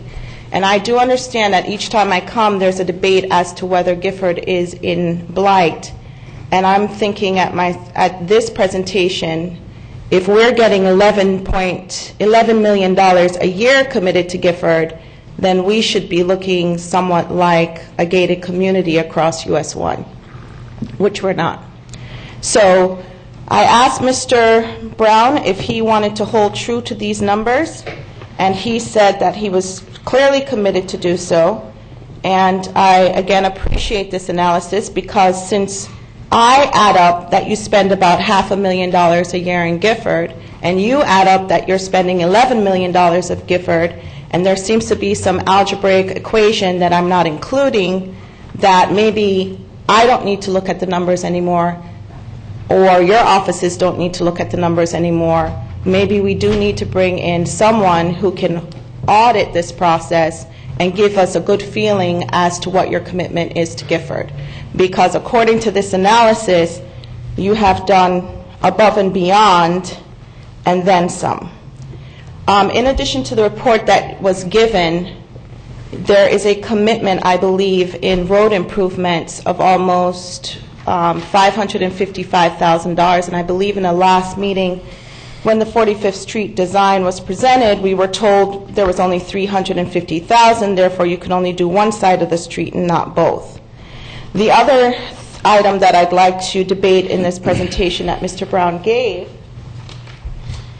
is that you have listed here a $69,000 taxable item for streetlights. So doing an analysis on that, I was told that the streetlights are not even a complete contribution because it is a jagged map that residents in Gifford not only pay per parcel the highest per unit contribution to lighting, which I believe could be improved, but that individuals also pay the city of Vero Beach for each individual pole outside several locations.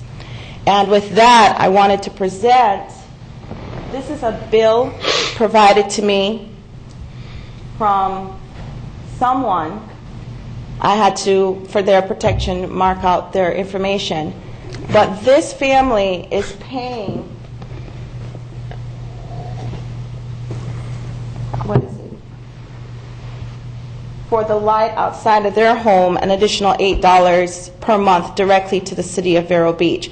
So then I have a question, if the $141.79 yearly fee is being paid to the city of Vero Beach, is that or is that not included in your report, or are residents paying twice? I do know at Gifford Groves, I believe I shared my light with someone next door, which was a fee of $20 per month. So if that could be answered as well, I would really appreciate it. According to the presentation that was sent, and if everybody reads the letter that was sent out by Mr. Brown, it says here that Ms. McKenzie asserted that the county was underserving Gifford.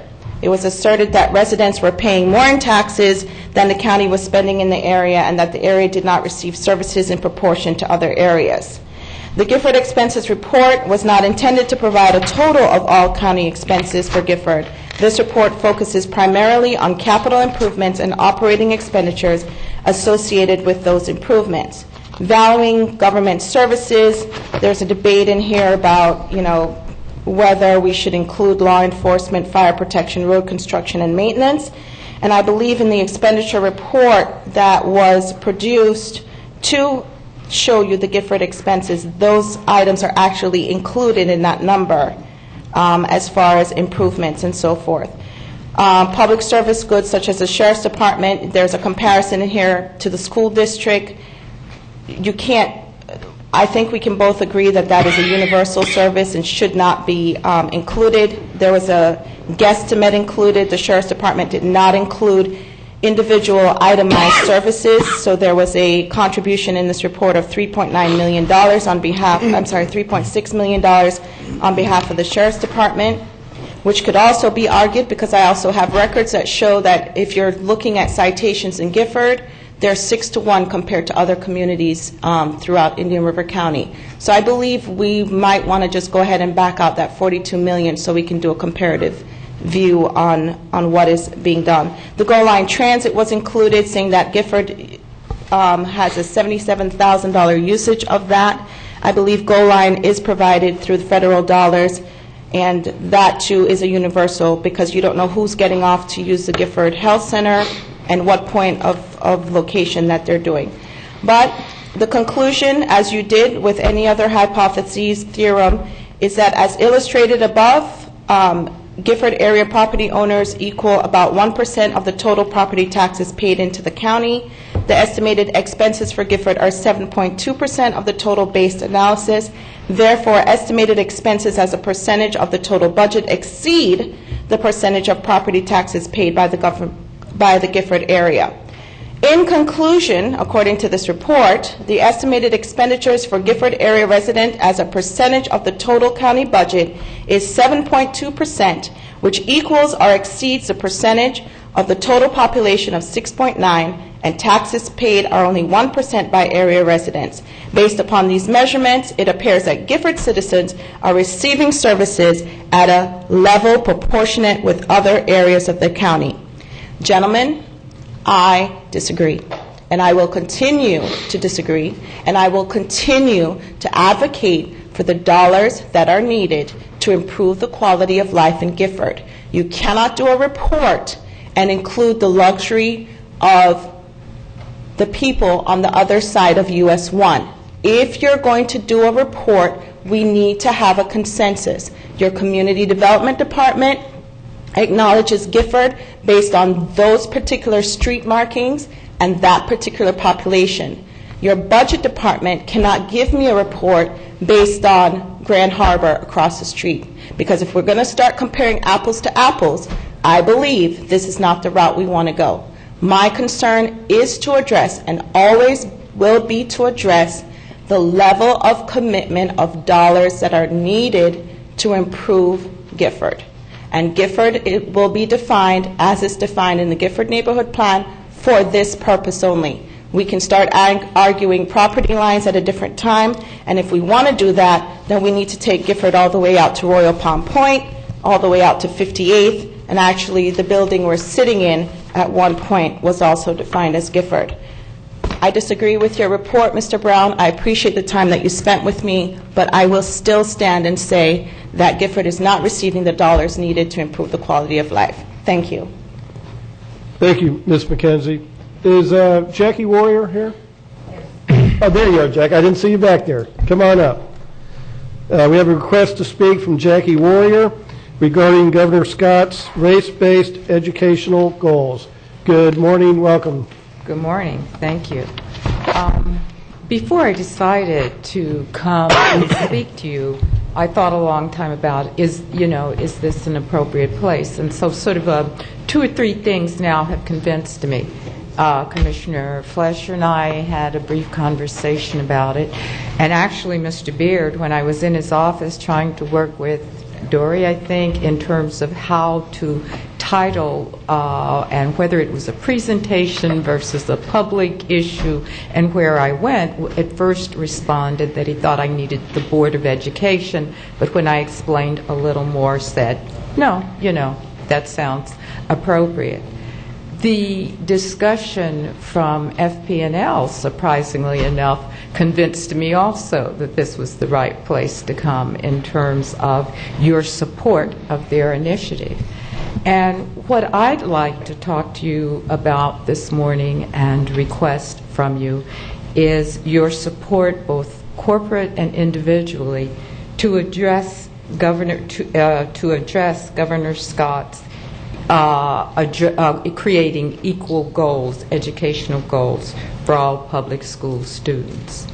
As you may or may not know, the Florida State Board of Education and the Florida Department of Education has decided that by the year 2018, there will be different proficiency levels for youth. And there are a number of areas, but the ones that I'm specifically addressing this morning are the ones based on color of skin and nation of origin. And I'm talking about in 2 areas, proficiency in 2 areas, math and reading.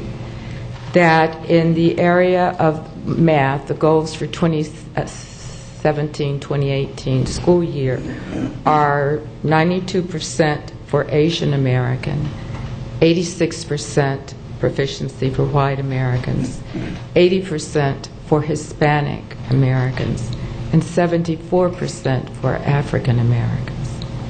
In the area of reading, the goals that have been set are 90% for Asian Americans, 88% for white Americans, 81% for Hispanic, and 74% for African American. I'm asking this morning that, as I said, corporate body and individually, you consider endorsing a petition that has been started to ask the governor to change those goals, to make those achievement goals the same for all students, that we send a very destructive message to our students when we say that based on the color of your skin or based on your nation of origin, you can perform at a lesser level. Sort of a personal story. When I went to graduate school in Oklahoma, I went to Oklahoma State University, which is the land grant college, and by that it means that it was established in about the 1800s. There were not particularly students of color graduating from the doctorate program in psychology. So there was this effort to look around the state and get these students in. And so they did, and they made some extra requirements for us, that we would have to have presented a paper at a refereed symposium, that we would have had to submitted an article for publishing and other things. And so the group of us that came in, and I don't even remember the number at the time, but it was a diverse number of, it was a small group of students and a very diverse group of students, probably more Native American and African American, because back when I went to school there was not a large Hispanic population in the state of Oklahoma. And one night the group of us were called to the dean of the college, of the school, of the Department of Psychology, and he had a deal for us, and he was really excited, and he said, what we're going to do is, for your group, we're going to sort of curve the scores. That if you get, and I can't remember what it was, if you get an 80%, you get an A in this class, you get it. And we were shocked, and I think he really thought he was doing us a favor. And I remember us saying, absolutely not. Because I remember standing up and saying that one of the things that I wanted to know, that if I made it through that program, and a lot of my colleagues and friends did not make it through that program, that I didn't want my PhD to have an asterisk at the end of it. That somehow said to you, when you looked at Jacqueline Warrior, Dr. Warrior's resume, oh, she's got the asterisk, so we know she's not really quite a PhD. What I'm asking this morning is for your support, and that can be done in a number of ways, as you talked about, supporting a resolution for the Florida Power and Light Company, that you can individually sign a petition that has been started, and as a group send a letter of endorsement, which I have a template, to the governor saying, we do not support this. In Indian River County, we believe that all of our students should be held to the same level of expectation. It is exactly what former President George W. Bush talked about when he talked about the soft bigotry of lowered expectations. This trying to figure out what's going to happen in Indian River County has gotten for me as complex as I talk to the school and saying, what are you doing, has gotten as complex as the deal with Florida Power and Light around their standards. But I do know that I attended a meeting on Tuesday at which their annual, yearly objectives, or whatever it's called, are based on these very figures. Just as our teachers, and I know that you've probably heard our teachers saying, oh my God, the FCAT, we teach to the FCAT, we don't educate anymore, we teach to the FCAT. I propose that if we set these type of goals for our teachers and our schools and our students, you'll see achievement to these levels and lower, and you'll see teaching to these levels and lower. So again, as I said, I would ask you, at least 3 things you can do. Individually, choose to sign a petition to the governor. As a body, present a letter of endorsement. And the third thing is, we're sponsoring an event at the Gifford Youth Activity Center, and it's called a Community Call to Action. May I give this? Sure. Absolutely. We'll ensure that each one of us see that, and then it'll go over to the clerk for permanent record. We'll give the link for how to go online. I've gotten all of my hard copies signed of the petition. All the information is on All here. the information is on there if you choose to support this. Thank you, Dr. Warrior. Commissioner Fleischer, you have a comment? Mr. Chairman, thank you. Dr. Warrior, without the asterisks. In full public disclosure, we all serve on the same board, the Juvenile Justice Council, along with the sheriff of this county and many other volunteers. This discussion has come out in different ways, and I want to commend you for your tireless efforts. I think the public should know how much you have worked in a volunteer capacity in this community, looking at the word equality and then making it a reality. And I think equality starts with equal assessment, equal values, and equal consideration. And I think that's what you want to bring forward to ensure that everyone is viewed upon equally. As you pointed out earlier, there was a resolution that was initiated during a public discussion or presentation. It has not been this board's experience or tradition to move forward in resolution and letters during public discussion or requesting to speak to the commission.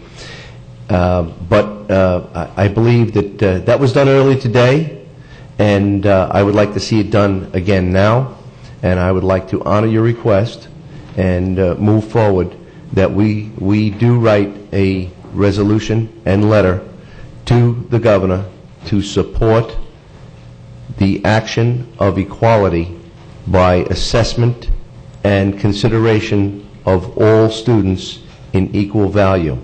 You have chosen the right form to come forward. I believe that the school board would be also the place to be, but I understand that it was a little more acceptable to come here before us, and thank you so much for your presentation, and I hope that my motion gets a second. Thank you. So, Commissioner Fleischer, your motion is to move forward with a letter supporting what Dr. Warrior has presented? Move forward with a letter, a letter of resolution, and fully support Dr. Warrior's expression and the governor's intention. Okay. Is there a second? I'll second this for discussion. I think what I would like to see is I kind of support it in concept, but I'd like to have staff come back with a little bit more detail, a copy of the petition, maybe some backup on what the governor's actually proposed, so we can see the full program, and then we can take a definitive action that, again, I'm supportive in theory, but I think before I'm fully committed to sending a resolution or a letter, I just would like to see additional backup and documentation on this. Yeah, Mr. Chairman, you're asking, I'm being asked to vote on something that I just heard about today. There was some backup there, not knowing that necessarily there was going to be this, forthcoming. So I'm not ready to vote on it today. I'm just simply not. I'm fully aware of the governor's intention, and I think it's clear cut and clearly stated by Dr. Warrior. It's all about equality, equal assessment, and equal value. I understand your concerns, gentlemen, but by the same token, we did move forward something, and I do understand that the Vero Beach Utilities discussion has been a rather lengthy one, and we have written previous resolution for that action. I understand and I appreciate the fact that you would like to look at this in greater value, and if that's the case, would you consider looking at this within the next week? Would that be fair enough time so that we can move forward, realizing this is the legislative season? Mr. Ramirez, a question of you. Yes, Dr. Specifically, what kind of information? I mean, if I can refer you to the Florida State Board of the Strategic Plan, where this information is located. That'd be very Again, and I appreciate, that you want the information, but I'm just curious about what you agree in concept, but I'm not sure what... Well, I'll take a bite of this, and please don't take this wrong. Oh. There's a lot of people that come up here and say things, and then I find that there's this side, that side, and somewhere in the middle is the truth. Not to say that what you're saying is not totally 100% truth, but all I've done is just heard you for the first time on this, and now you're asking me to take a vote on something. I don't even do that if it's approving something at the county level, much less a proclamation. So it's not that I agree or disagree right now. It's just I don't know enough to cast a vote on it based on just what you've said. I'm not the kind of commissioner to make that decision. Now, Commissioner Flesher, if you'd like today immediately to write a letter as a commissioner for District 2, go ahead. I mean, please understand that as a commissioner, you have the authority to do that, in my opinion. No, and I appreciate that. I also will appreciate, in full public disclosure, that we have had many discussions. I serve on the Juvenile Justice Council, and this topic has been broached on several occasions. Perhaps maybe I had a little more information than you have today, but that's why I'm offering if we could look at this and bring this back next meeting for an affirmative vote. If there is that much concern on the board, we haven't heard from two commissioners, but then again, this is all about equality, fairness, equal value, equal assessment, and I think that's what all of us have stood for where we are on this commission. And I understand if you need more information and to digest this, I would hope that you afford the opportunity necessary to make that decision. And if that's the case, perhaps maybe we can bring this back next week. I'll be happy to amend the motion, and hopefully the second will support that. But we have not heard from the two other commissioners that want to weigh in on the equality value. And Commissioner, I'm not sure. I think next week might be a little too fast, because I like to have staff reach out to the school district as well, because there may be a cost to this, and I don't know what that cost is to try to achieve this level.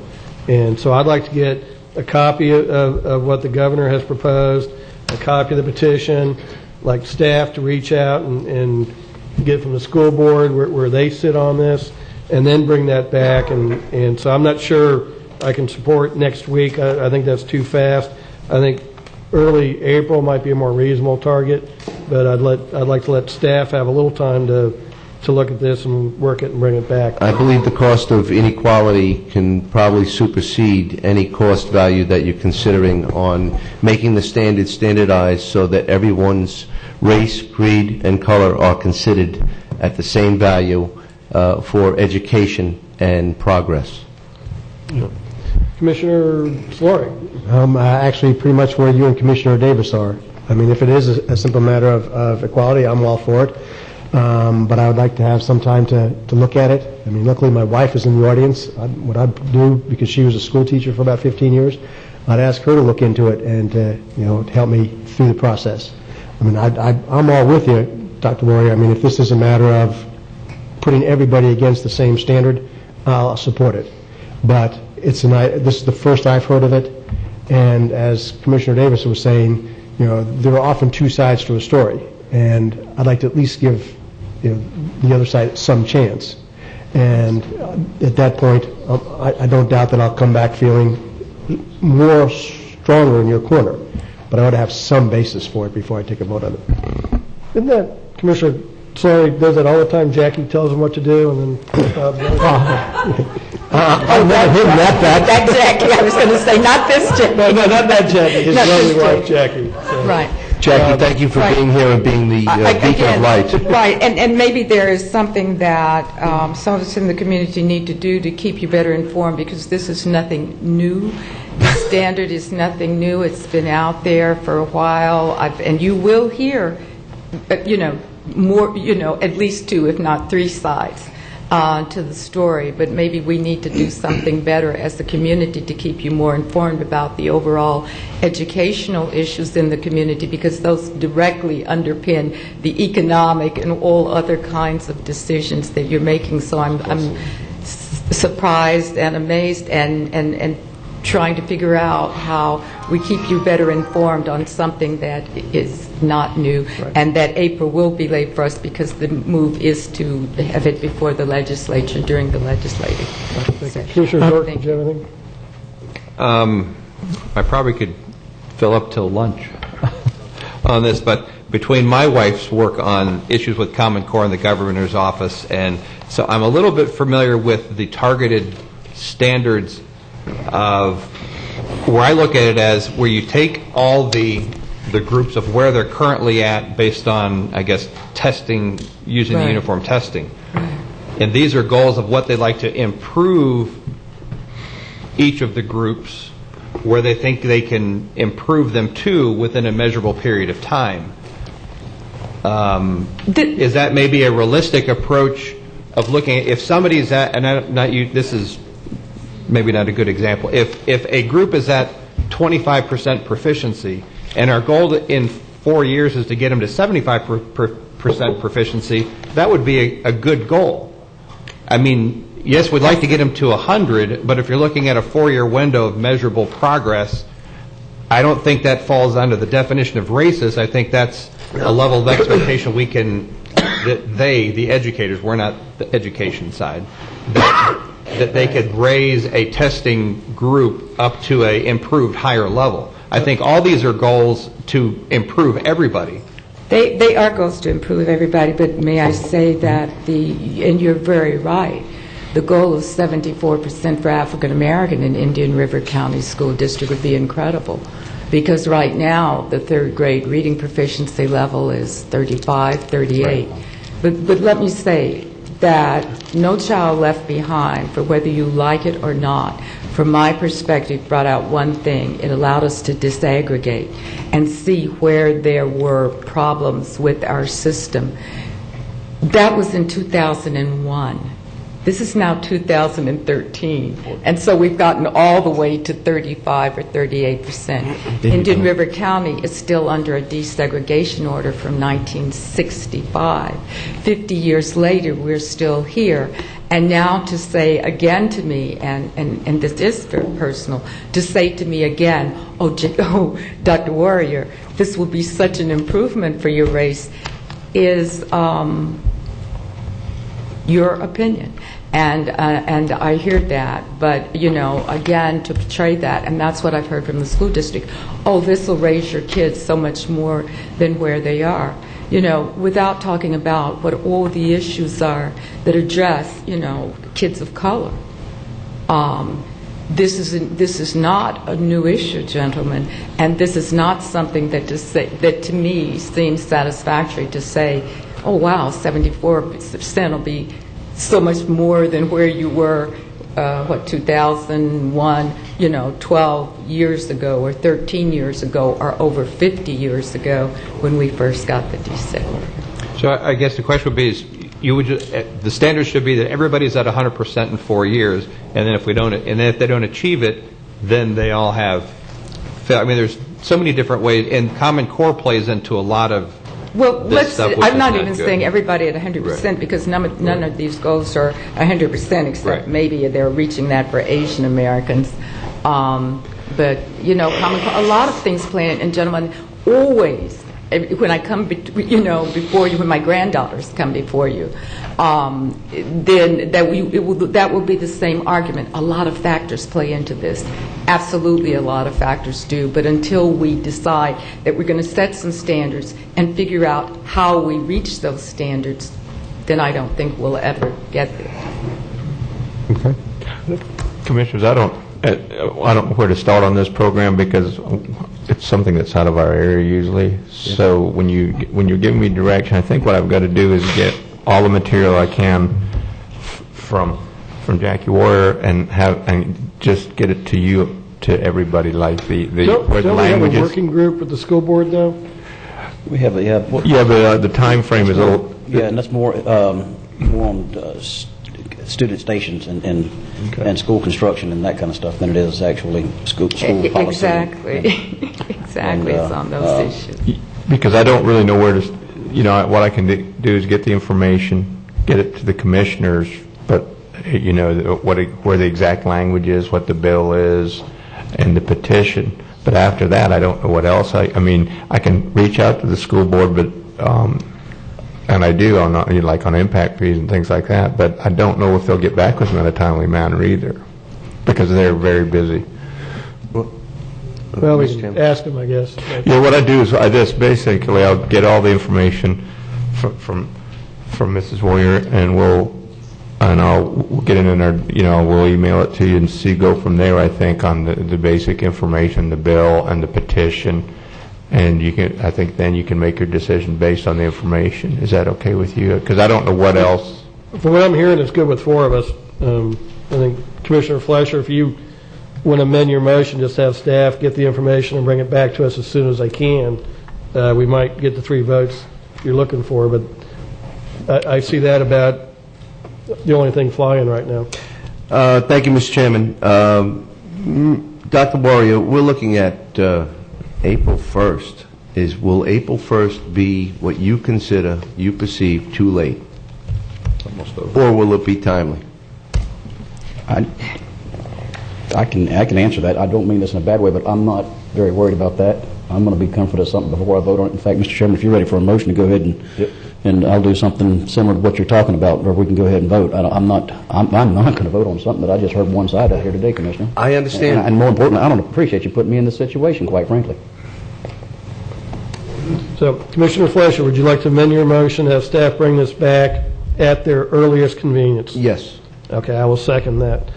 Ms. Scott, did you have anything you'd like to add? Yes. I'm Wanda Scott from 4306 26th Avenue, and I just wanted to open it up for public discussion on both of Mrs. McKenzie and Dr. Warrior. Okay, we're just dealing with Dr. Warrior's item right now, please. Okay, well, we didn't get a chance to make open a discussion for Mrs. McKenzie. Like I said before, I also eat numbers. I sleep numbers, and that is critical because $11 million coming into Gifford, and I have all the numbers from last year.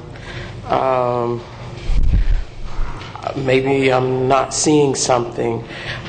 We did take a tour, myself and Mr. Beard, and we saw some areas that were very, very poor, beyond habitability, we would say. So when we talk about our infrastructure near the railroad track where the people live, where this money's going, whether it's public, the sheriff department or Leslie Swan's area, or is it going to the core of the people based on the property tax that they're paying? So I got a concern there. I'm going to run my numbers again. Now, I want you to be aware, I got my numbers from your book, from your website, and then I also was over here at the Blue Book in the planning, and then upstairs. That's where I got my numbers from. So if I am in error, then I got them from your book here, and then from the website. Now, I also sit on the, I want to kind of hop to Mrs. Warrior's section. I sit on the SAC committee at the middle school, and we do have what I would call a state of emergency just with the FCAT scores. Our children, the African American children, are measured 3 different ways in the demographics, and our children are scoring between 1 and 2. One is one is not making it, and 2 is marginal, and 3 is on track, and then 4 is exceeding, and then but our children are scoring 1 and 2. And sitting on the SAC committee, the importance was to get Governor Scott to give the schools 10 points. So the schools... Excuse me, just, Mr. Johnson, could you and Dr. Warrior, Mr. Johnson? Yes, sir. You're interrupting the speaker, please. Could you just either step outside or be respectful here? I'm sorry, Ms. Scott, go ahead. Thank you.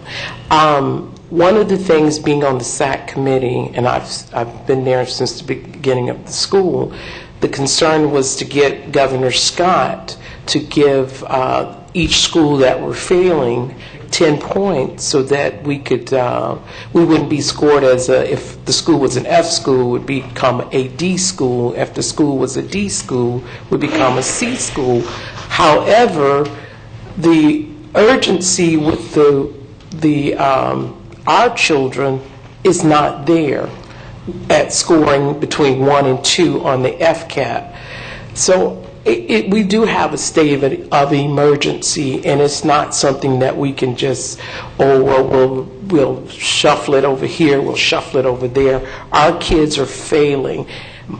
Even if the children are currently honor roll students, but because of their demographic or their ethnicity, they are scored again 1 and 2, between 1 and 2. So our kids are not meeting standards right now. So we want our kids not to just be at that level. We want our kids all the way up. There's no reason, because our kids are smart. Our kids are smart. They can take a rap song and know it just like that. It may take me days, but I learn other things just as fast. So what Mrs. Warrior is, Dr. Warrior is saying, we want those scores to be just as equivalent to the Asian Americans, and we want our kids brought all the way up, not down. And this is like the priority is off. And we're standing up for our children. We want our children brought back up. We're paying taxes in this community, and our kids are failing. Why? Mr. Chairman. Commissioner Davis. Yes, Ms. Scott, thank you very much for serving on the school advisory councils. Those are very powerful, and I think that a lot of people don't understand how much of an important commitment that is. And having been on the school board and seeing the actual empowerment of those committees and advisory at their advisory capacities. But my question is, have y'all taken up this issue or looked into specifically the Miss Warrior or Dr. Warrior's information that I've been given here today, and have y'all taken a formal position on it as a school advisory committee? Let me just say the priorities are not there. It's focused somewhere else, and that is trying to bail out the school as not a failing school, when in actuality the school is failing. If the school scores out F and the kids are between 1 and 2, or the African kids are between 1 and 2, then it is what it is. The school is failing. Not let's get 10 points from Governor Scott, a letter to bail the school out. What about the children? Our children are failing. And I mean, it's across the board. I'm just at the middle school. And we need to, that need to be a priority. And what Dr. Warrior is saying, no more, sliding over here and lower expectations. We need to, that need to be the priority. Our kids to come all the way up. They are smart, but somehow it's like they're being dumbnized or something like that. You know the word I'm trying to say. But I am in support of Dr. Warrior. I'm in support of us looking at these numbers. Maybe we need a second eye to audit these numbers, because $11 million, when Mr. Beard and I drove around Gifford, we didn't see it. We saw more we didn't see where the money went. So maybe, because my brother did propose that we take a tour of actually walking through Gifford, and we'll start over by the railroad track, and we can see if we can find that $11 million that's been put into the community. And then we need to get behind Ms. Warrior and not let this thing drag on, because our kids are failing in the school system, and it's directly connected to the number of arrests, the number of dropouts, jobs, everything. We're connected. We're not separated. Mr. Chairman. Thank you, Ms. Scott. Mr. Chairman, I just wanted to say to Commissioner Davis, my passion for the topic may have overspoke to your taste, and I just want you to know that I apologize if you felt uncomfortable with my direction, and I only hope that we can visit this in a future time, having all the known variables that you would feel comfortable with, that we would all be able to find those 3 votes. But I wanted to apologize to you if you felt uncomfortable with that. I do have a little bit more background with this, and I do have a little bit more passion, and I apologize. Well, and thank you very much, and no harm, no foul. It's just one of those situations that, as whenever one of us bring any of these items forward, we always have more of an insight than anybody else. And so that's why I'm not saying I'm not with you. I'm not educated enough to be anywhere with it right now. So, but thank you. Thank you, Commissioner Davis. Commissioner, you're not going to jump up more handshakes and hugging and backslapping. No, I think we've gone in the direction we needed to go at the current time. Thank you. Dylan, you have something? Yes, and in the spirit of the cooperation up here, I just want to let you know that I did hand my business card to the doctor, so that if she had any information, she could also supply it to me, and I would work with the county administrator on providing whatever information we have discovered or found to this board. Perfect. Freddie. Good morning. 4590 57th Avenue. If I had a theme to give to this whole meeting this morning, and I'll make this very quick, the theme would be fairness. And that fairness came from the FP and L's presentation, came from Ms. McKenzie's great presentation, came from Ms. Warrior's presentation, fairness. And that's what the Gifford Neighborhood Plan is all about. You can't just look at one portion.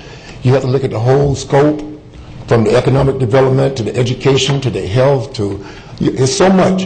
And what I'm happy to hear this morning, that this commission is willing to look across the fence, if you will, and step outside of its comfort zone, because education may not be your forte.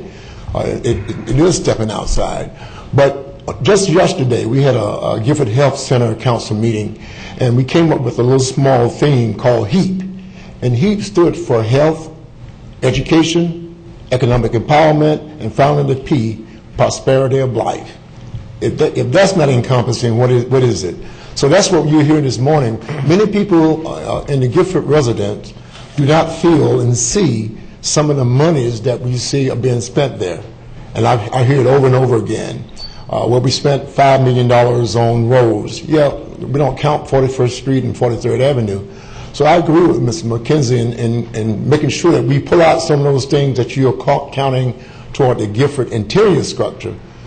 On the outside periphery is not the same thing. So, and I'm working with Mr. Jason Brown and Progressive Civic League with the Joy Outlet and Gifford community. Hopefully we can sit down and hash out and see these various spots where these monies are being spent and where other areas that need to be taken care of. As far as Mrs. Warrior concerned, I agree with her wholeheartedly that we've got to take a look, and not just you as the county commission, but as concerned citizens of Indian River County.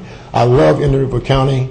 I feel that we have an opportunity to be first lead in other 66 counties, ensuring that we are going to look at it from every angle, from the county commission angle to the school board angle to the Chamber of Commerce angle, because that HEAP, that acronym for health, education, economic, and prosperity, says we all got to work at this together to make it better. So I look forward to tours of Gifford.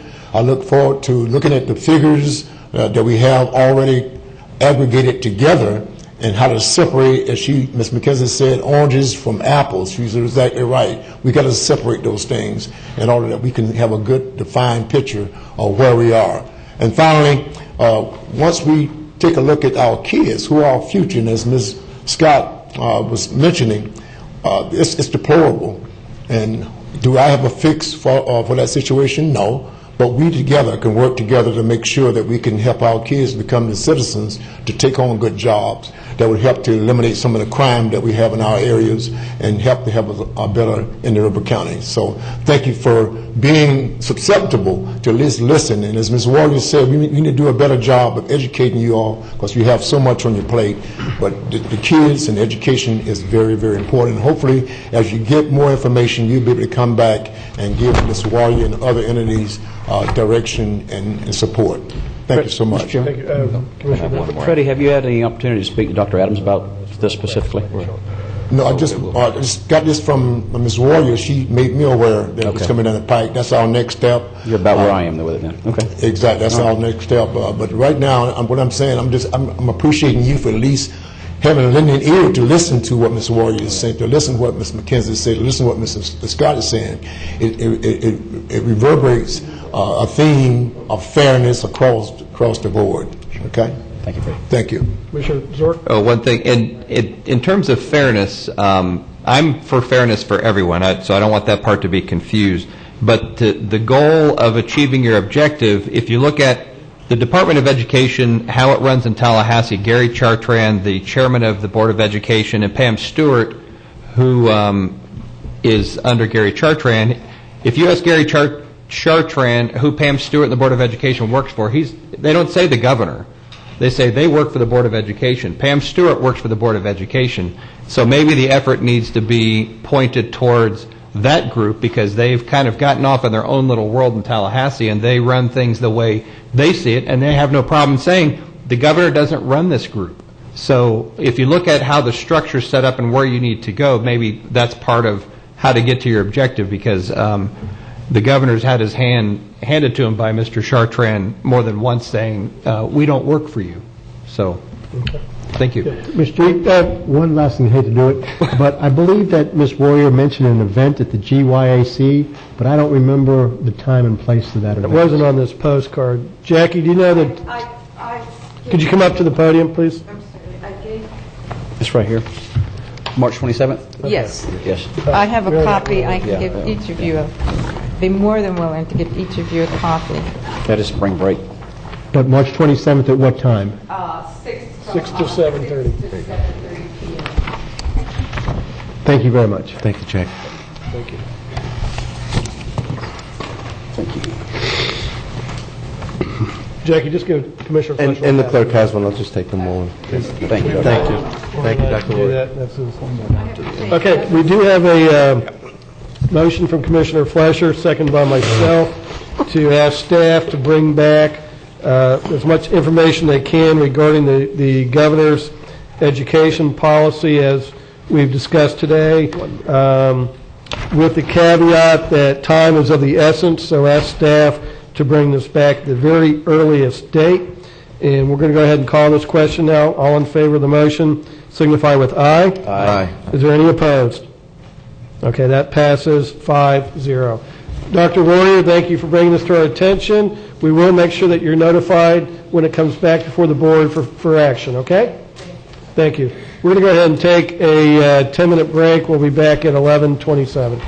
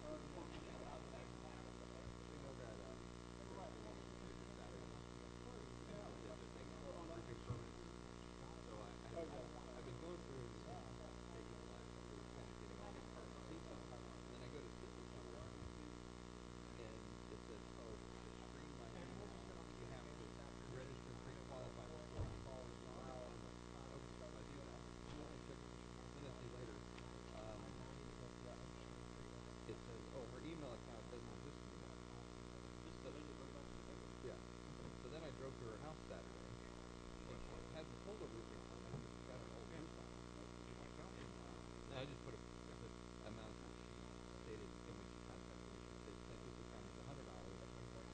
You could look at the along with Not today, but our homework too. 9 o'clock. She's saying there are further costs. 7 o'clock going to be Movies that go in the area.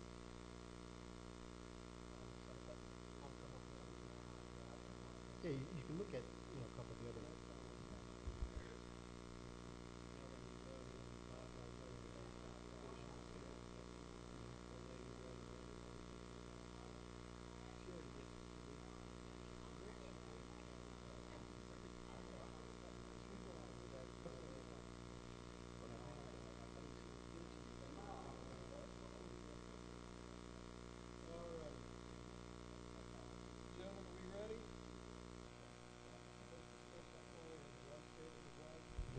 Expedite the rest of the meeting here. Okay. We'll go ahead and call the meeting back to order. We've completed the public discussion items. There's no public notices. Under county administrator matters, we did add an item, the award of bid number 2014026 for the Indian River County Public Shooting Range, improvements to the Skeet and Trap Facility Phase 1. And Mr. Zito, Mike? Thank you, Mr. Chairman. Thank you. Before you is the award of bid for the improvements to the Indian River County Shooting Range. Several months ago, funding was approved, and staff chose to bid the project in the alternative in the event that we had some anticipated and much disclosed constraints with permitting and approval from 2 state and 1 federal agency. And we have now received the bids and have recommended alternate bid 2, which is an investment of $100,000, and that has been approved by the Shooting Industry Masters event makers as compliant with their expectations for July, and still leaves us a healthy balance to move forward after the event with the Skeet and Trap project that was initially proposed as Phase 2.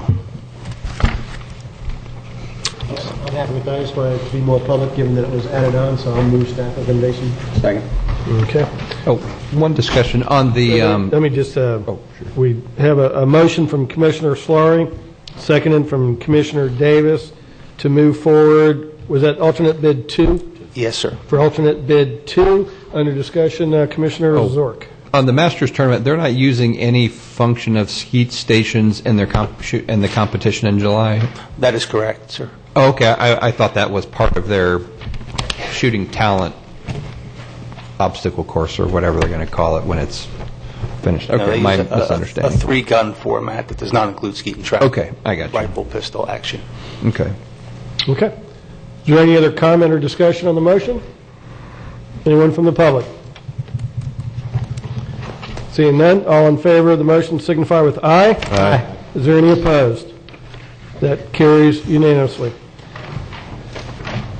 That takes us on to departmental matters. Community development, item 1 is condemnation, demolition, and removal of unsafe structures located at 4196 29th Avenue, 4460 33rd Avenue, and 1865 38th Lane. And Mr. McAdams, welcome. Thank you. Good morning, Commissioners. Scott McAdam, building official. Per the reference memo, what's before you today for consideration and approval for demolition, 3 condemned properties. Structures were inspected, and property owners were notified to either repair or remove them within 60 days. Properties are also properly posted. Per the Indian River County Property Maintenance Code, the structures were found to be unsafe and detrimental to the health, safety, and general welfare of the public. It's staff's recommendation that the board declare these structures unsafe and a nuisance and order them demolished. Staff's second recommendation is also to approve the attached resolution for purposes of recovering the county's demolition costs. None of these structures, I know at one of the last meetings is a question about historic. None of these structures are on the historic list. First property is 4196 29th Avenue, and the structure is actually two structures. They're single-family dwellings, both single-story structures. They're open, unsecure, abandoned. There's open and broken windows, interior damage, trash and debris, been vandalized. The roof, wall systems, floor systems, collapsing, compromised, leaking. And here are some of the pictures. So these are the two structures.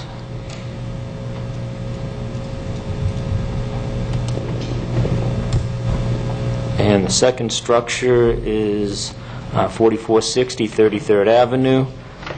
This also has two structures on the property. Both of them are also single-story structures. This here is also open and unsecure, abandoned, roof system collapsed into the structure, open and broken doors and windows, interior damage and vandalized. This one also has an open septic tank.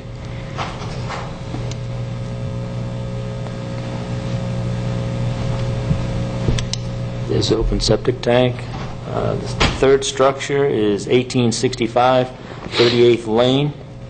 This is a one single-story dwelling. Also has a detached garage. Also open and unsecure, abandoned, vagrants, roof, wall, and floor systems also collapsing. The interior is damaged. And that's the presentation. Any questions? Gentlemen, is there any questions of staff? Move approval. Second. Okay, I just have one. We do have a motion from Commissioner Flesher, second from Commissioner Davis to move forward with staff recommendation. Under discussion. Stan, I noticed a few people in the audience here earlier before the break that I didn't recognize or didn't know if they were here for a particular item. Are you aware, were any of them the owners of any of these properties that were here? Roland. Scott did get to speak with the Browns, I believe. Yes, absolutely. The second property, Miss Julie Mae Brown was here with her son, Rodney. They were just here to listen. About a week ago, I met with them, probably for the second time. This morning, I met with them again. They thought at first they were going to approach the commission, ask for some extensions, and try and do it themselves. But we talked about it, the fees, the prices, what it would take, and one of their requests was to leave the concrete structures remaining and just remove everything else, windows, doors, roof system, and they didn't know how long that would remain in that fashion. And I indicated when they did want to rebuild that the design professional would have to certify that the remaining walls would comply with today's codes, and I didn't feel that they would. And what they really were looking for is to have them removed because they really didn't want to rebuild the two structures. They're planning on rebuilding sometime in the future, further off the road with one structure. So I basically indicated that it's in their best interest to just proceed with this fashion and have it removed. Okay. Yeah, Commissioner Davis? To the county attorney. In the event that these properties move forward with a tax deed application or tax deed sale, would that would foreclose us out of, that would basically clean us off the title, if I'm not mistaken. Is that correct? And I know Bill's done a lot of work on these, but if we place a lien on there, the tax deed wouldn't wipe out our lien, to the best of my knowledge. I mean, we would still have our lien, and in fact, oftentimes, out of the sale of those tax deed proceeds, do they go off to pay the governmental liens. Oftentimes, the tax collector will contact us and say, hey, we've got $2,000, $3,000 extra, and we can go pay off your lien. Okay. All right. Thank you. Okay. We have a motion from Commissioner Flesher, second from Commissioner Davis. Is there anyone from the audience that wishes to speak to these three properties for demolition? Okay. Seeing none, we'll proceed to vote. All in favor of the motion signify with aye. Aye. Is there any opposed? I asked. I didn't, Yeah. So, okay, that passes 5-0. Thank you. Item 2 is the board consideration of St. Christopher Harbor Homeowners Association's request that the county apply for a Florida Inland Navigational District cost share grant and fund a cost share match for channel restoration at Head Island, also known as the Green Salt Marsh LAAC site. Memorandum dated March 3rd, 2014. Good morning, Mr. DuBois. Welcome. Good morning, Mr. Chairman. I'm Roland DuBois, Chief of County Environmental Planning. If I might say up front that representative of the St. Christopher Harbor HOA were here until 11, but they had to leave. But I can proceed if you'd like, or and if there's any questions of them, I can at least relay what I know of having spoken with them. Good with going forward. Yeah, I don't see this as being very controversial, so maybe I'm wrong, but I'll proceed then. Thank you. As the items indicated, this has to do with what's known as Head Island and the channel restoration associated with it. Head Island is located on the Barry Island, just south of the moorings, west of St. Christopher Harbor subdivision. This actually came to the board back in 2010. Some of you might recall as a conceptual idea of restoring a channel that was historically associated with this Head Island, which you see on the left on this photo, in St. Christopher Harbor. This is a 1951 aerial that's on the overhead that shows the pre-existing channel that existed where Head Island was in fact an island and area of fill. This is a 1957 aerial which shows that when St. Christopher Harbor was being developed back then, there was a man-made connection to the island that was established. This is the more recent aerial. Again, it shows the layout and the area of fill and the connection and the nearby developments to the property. To the north is the moorings channel, which is about 0.3 miles from the man-made connection of the island, compared to what now is the passage for boats in the area out to the ICW to the south of the island, which is approximately 1.3 miles. Here's another view just to get a concept of what's proposed here is to reestablish the channel, which would allow boat traffic to go to the north and connect to established deep channels associated with the moorings versus cutting across established grass beds and flats out to the intercoastal about 1.3 miles. And as I mentioned, this did come to the board back in 2010. At that time, they came to the board with requests for conceptual approval to apply for permits, the St. Christopher Harbor Association, to apply for permits to get permission to reestablish that channel. At that time, it was proposed conceptually to be privately funded at no cost to the county, but it came to the county because the county is the owner of Head Island, which it received as a donation through the Conservation Lands Program. So it does relate to county conservation ownership. Here's one more view of the connection that was proposed to be reestablished as a channel.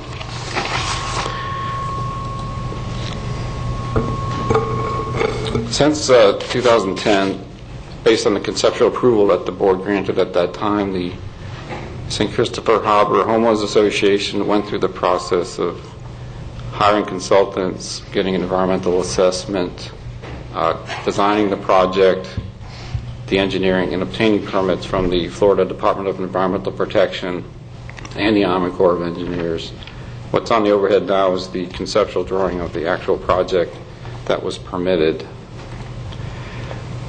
What's circled now is an existing breach on the impoundment dike for Head Island, so it is a connected from that standpoint. What the permits and the proposal is to establish or to dig out the connection, reestablish the channel, but also to dig two more breaches into the Head Island marsh to provide better circulation, better connection.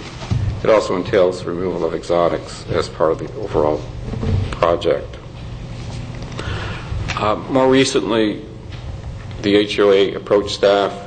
While their initial concept was to privately fund the the project using the county land, but improving the county land and increasing the connection. They expended about $38,000 on the permitting and design process, and more recently they contacted staff and said at this point they just don't have the funds to follow through on the construction. The estimates for the construction project is approximately $143,000 according to the HOA's obtained estimates. And because from the HOA's perspective they put money into it because it would benefit the St. Christopher Harbor, but it would also have substantive public benefits. The request is to see if the county would sponsor and pay for the project from a public benefit standpoint, and plus with the fact that they've already gotten the permits and put $38,000 into the project. The public benefits are an improved navigable passage for area boaters. This would serve not only the St. Christopher Harbor but other developments in the area such as Oyster Bay. It would reduce the impacts of the current passage to over grass flats and direct them directly to the moorings channels that are established, so it would benefit the river from that standpoint. And it would also benefit water circulation. It would actually be an improvement to the county's conservation ownership by improving the resources as part of the project.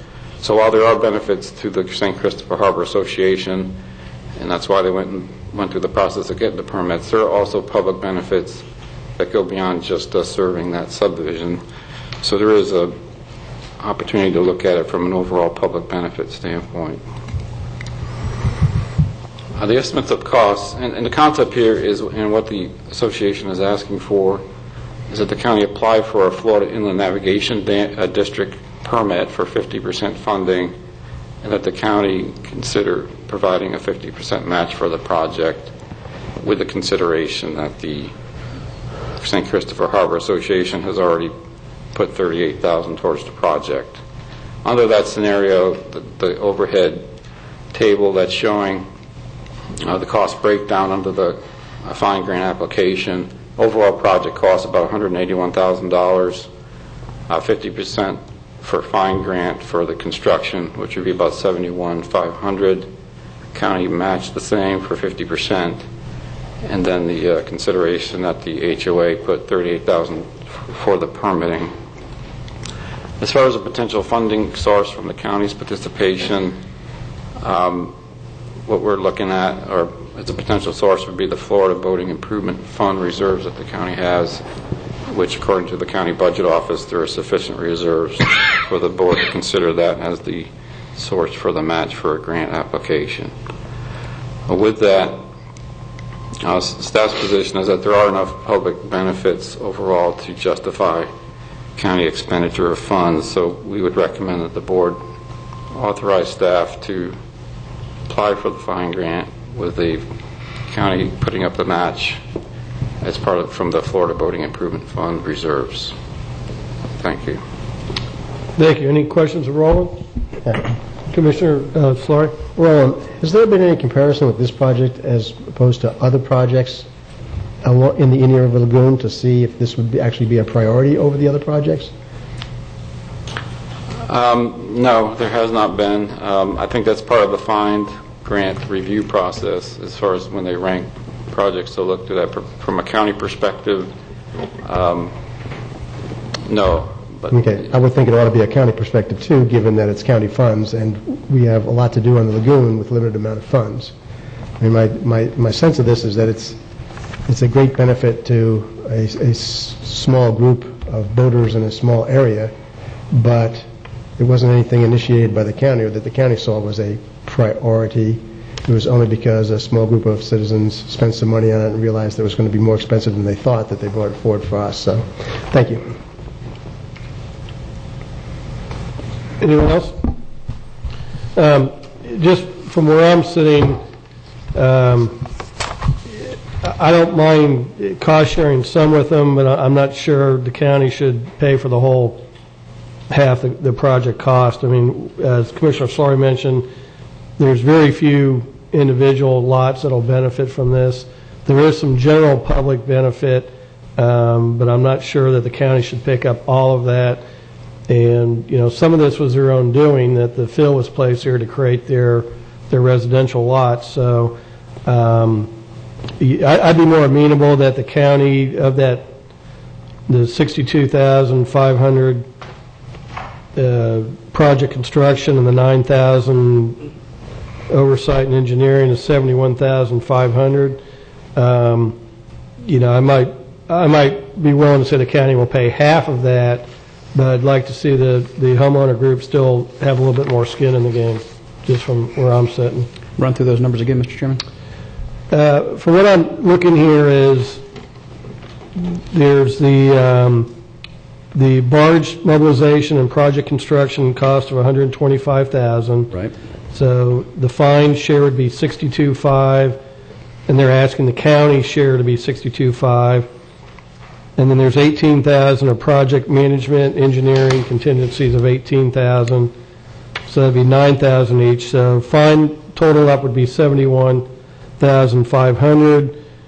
They're asking the county to put up $71,500. And what I'm suggesting is we go ahead and apply for the fine grant, and of the other 50% cost share, $71,500, that we split that with the HOA 50/50. So we would $35,750.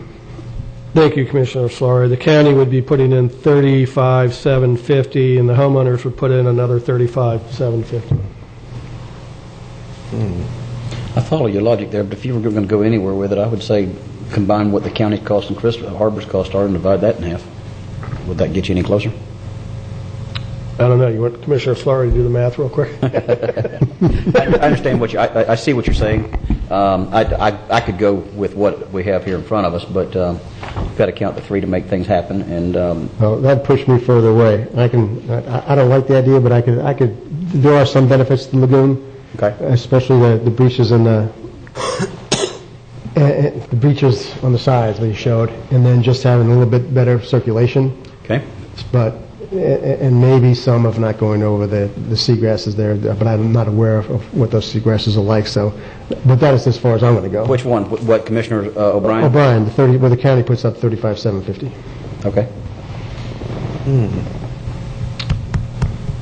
Well, I can't make a motion. Okay, I'll go ahead and make a motion that the county put up $35,750, which is half the price of the $71,500, provided that the private sector here, is it the St. Christopher's Harbor Homeowners Association?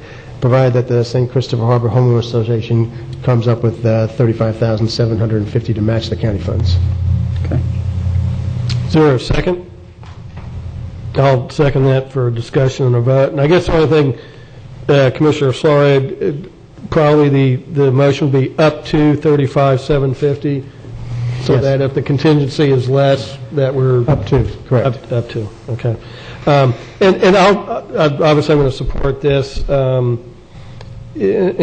part of my reason is the county did cost share with the Rotary Group for the mooring seagrass, where Paul Drittenbass undertook the project to put in the seagrass informational signs. And so I do see the public benefit there, and I think this is a fair compromise that we're still asking the homeowners to put a little skin in it, but we're contributing up to almost $36,000 taxpayer dollars. So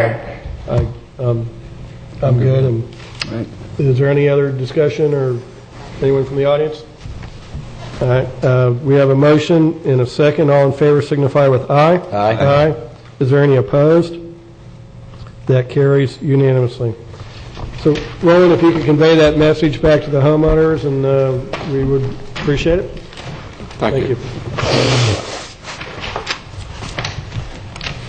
That takes us on to utility services, the West Wabasso Sewer and Drainage Improvements Phase 1, impact fee refunds. Arjuna, welcome. Good morning, Commissioners. Good morning. Yes. Quick. Just checking the time. Yes. Chairman, today in front of you is for you to consider impact fee refunds to low to moderate income households in the West Wabasso Sewer project. I won't get into any details about the timelines of the projects, but a little brief description. The construction was completed July 2013, and DEO did their field monitoring in October 2013. And part of the field monitoring was to find out if if everything we did was according to their standards and we complied with everything. And the one finding that they did find out was that we had charged incorrectly impact fees, sewer impact fees on some of the property owners who were low to moderate income households. So today we're basically requesting that you authorize the impact fees for a total sum of $28,000 to be paid out of the general fund reserve for contingency. Thank you, Arjuna. Is there a motion? So moved. Second. We have a motion from Commissioner Davis, second from Commissioner Fleury. Is there any comment or discussion on the motion? Joe, you had your hand up, or are you just waving? We love it. Okay.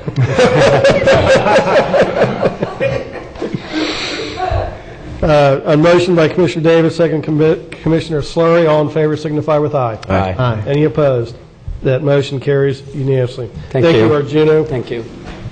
That moves us on to county attorney's matters. A code enforcement lien located at 168 35th Square Southwest, Waters Edge Subdivision. Good morning, Mr. DeBrawl. Good morning, Mr. Chairman. Bill DeBrawl on behalf of the County Attorney's Office.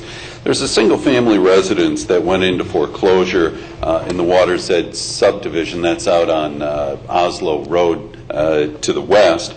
It went into foreclosure in 2011. During the pendency of the foreclosure, the county initiated code enforcement action against the property and the property owner. The property has come into compliance, and while that case was pending, the foreclosure was completed. The property has been listed for sale. There's a contract on the property. Mr. and Mrs. Greenewalt, and Mrs. Greenewalt is here, have a contract on the property. They have a lock-in date as far as March 13th for their mortgage. And so if they would have waited to bring this matter to the next code board meeting, their lock-in date would have passed. That's why we're asking you to take action on the matter today. What we're asking you to do today is go ahead and remove the code enforcement lien from the property. That will allow Mr. and Mrs. Greenewalt to go ahead and close on the property, move in, rehab it. They're both very anxious to become Indian River County residents. The matter will still be pending against Deutsche Bank. As far as setting the fine certain, there's a recommendation or there's a history from code enforcement that administrative costs for a matter such as this is in the neighborhood of $1,700. I've been in contact with the closing agency that is involved in this matter, and they are going to review whatever action that you take as far as the lien is concerned. But most importantly, we'd like staff's recommendation would be for the board to go ahead and remove the lien from the property, set an amount certain, and allow it to go forward as proposed. Second. We have a motion from Commissioner Davis, second from Commissioner Flesher. And Bill, that recommendation then is the $1,700. Am I correct or not? Yes. But the code enforcement will ultimately make that decision, correct? Yes. No, it will be made here today. Okay. All right. I don't know how they're going to handle that on title work, but we've done this before, haven't we? Yes, we have. The not before it closed. No. So we've said, okay, we're going to have you promise just to pay this code enforcement lien and give clear title. The Greenewalts are innocent people involved in this. They're just here trying to buy the property. By your action taking the lien off of the property, it clears title and allows them to go ahead and close. The $1,700 recommendation fine will remain against Deutsche Bank, and it will be Deutsche Bank's responsibility to come forward and satisfy that matter. But it will allow the Greenewalts to close on it. Right now it's a secured lien. We're fixing to make it unsecured, and I don't know that we've ever done, but I'm with you on this to be able to help you out with it. And so that's hence my motion. Banks traditionally don't like liens against them, so they take care of them. Okay. Well, good. Okay. We have a motion from Commissioner Davis, second from Commissioner Fleischer. Any comment or discussion on the motion from anybody? Seeing none, all in favor signify with aye. Aye. Any opposed? Congratulations. That carries unanimously as well. Thank you, Commissioner. Thank you. Congratulations. Takes us to commissioner items. I had added one item to the agenda just over the weekend. I had received some correspondence from Fred Mensing that was sent to my personal residence. As it did deal with county business, I just thought it was appropriate to put it on the agenda so it's public record. I don't have anything additional to add. I see Mr. Mensing's here. I don't know if he would like to speak to this or not, but Fred, I'm just putting it on the record because you sent it to my home address.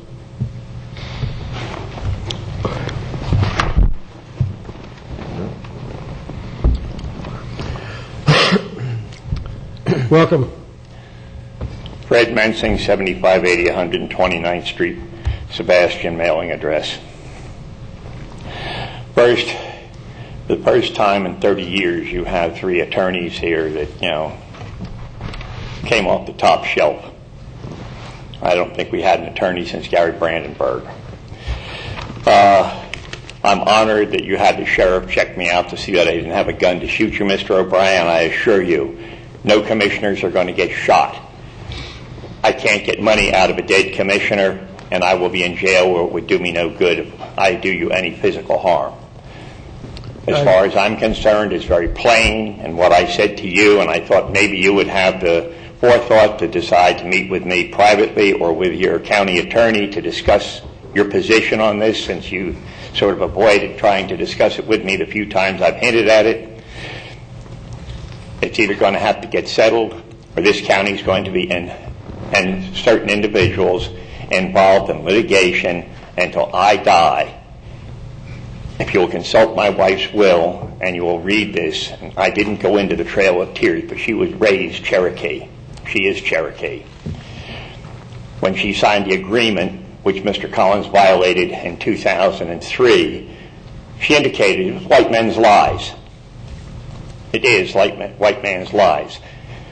Unfortunately, the Florida Bar has responded to me. I addressed his changing an agreement without going to the court, that they don't take action against retired attorneys generally. I'm going to pursue that again. You have the option of whether you're going to be in federal court with me very shortly, of either settling. Mr. Reingold knows how we can settle this, or we're going to be dancing in court. Now, it's up to there's 3 of you that are the holdouts. We have 2 people that agree with a settlement.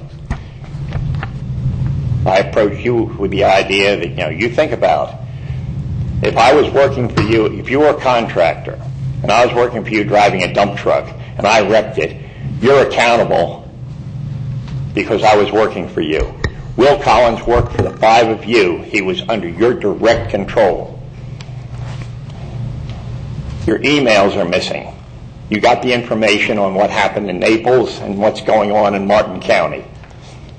I'm going to see that is the Indian River County has to find those emails. They're not totally lost. If his computer head can be found, his laboratories can pull that information out. If not, we find the server and we'll get it. And you will pay the bill. And the bill will far exceed what you can settle with me for. Now, it is up to you to move rather swiftly, because I'm running out of time with, getting this property refinanced. And it's not refinanceable because of the actions of Will Collins in February of 2008, and then kissing Kerry's backside and presenting his proposal, prepared by him and approved by Collins, in April of 2008. You didn't listen to the attorney that I hired at a rather high price, Mr. Young Doug Batunik. Will Collins was a god to this commission. Well, you're going to find that he was a devil to this commission, because you're going to have my troubles and others, and they're not going to go away unless you decide to put it to sleep. And you can do that literally today. I mean, I guess there's maybe some things that happen, put it on an agenda, but you can do it within a week. And if you don't want to put it away, plan on a marshal seeing you, and we're going to start dancing in Fort Pierce. I'm tired of the games. I'm tired of the dirty politics. I'm tired of the corruption in this government. Now, you can sit there and look at me, and you can call the sheriff and have him see if I have a gun or knife on me. But, you're there. The person that suffers the worst in this is Mr. Resort, because he wasn't here to see the beginning of this mess. He's just sort of caught. But you've been here since the beginning, Mr. O'Brien, and that's why I reached out and figured maybe if you got this at home, you would digest it and say, hey, it's time to straighten it out. But obviously you want to make it a public matter, and the other promise I made you, I will start a campaign. We will find somebody to run against you to get you off the Board of County Commissioners. And I will also try to do it through the governor's office. You made it a public matter. It's now before the public. Any questions? I'm here. Mr. Mason, I have two comments. One is, whatever actions the sheriff undertook were purely his initiative. I had no discussions with the sheriff about anything related to you. He is a frequent attendee at our meetings, so take that how you will, but I did not make any request to the sheriff as far as any action. Secondly, I was required to bring this forward as public information. It clearly deals with an action by the Board of County Commissioners. In my mind, it is clearly public record. The fact that you sent it to my personal address in no way eliminates the fact that it is public record. So if you feel upset or whatever about that, I'm sorry, but we are obligated. This clearly is a public matter and has to be put into the public record. So I appreciate your compassion for this, but it was something that needed to be public record. Okay, I was given information by a county attorney in another county that correspondence between a citizen and a commissioner at home, it was his option to make it public. No, I would strongly debate that. And Mr. Mensing, just so you know, we could send a text message. Commissioner Davis has a good example. He had a constituent send him something on Facebook, and that becomes public record. Everything we do, any kind of message, a text message, a Facebook, written, if it deals with county business, unfortunately, it's public record. I'm sorry. Okay, well, then it's public record. The question is, do you people want to keep playing in court? You violated my rights. Your actions killed my wife, and I have, as the letter indicates, I have doctors have testified they don't, except for stress. Now, maybe you need to read some Cherokee history in the Trail of Tears, and you'll understand where she was coming from. I can't speak for her, and some of the things that went on, she can't speak from the grave, unfortunately, and I can only speak for her mind, but what she had to say about dealing with Indian River County, and because Commissioner Fletcher, while she was alive, met with her several times and realized the error of what had been done, she excluded him from any action in her will. And you can have a copy of that poll. It's filed at the courthouse.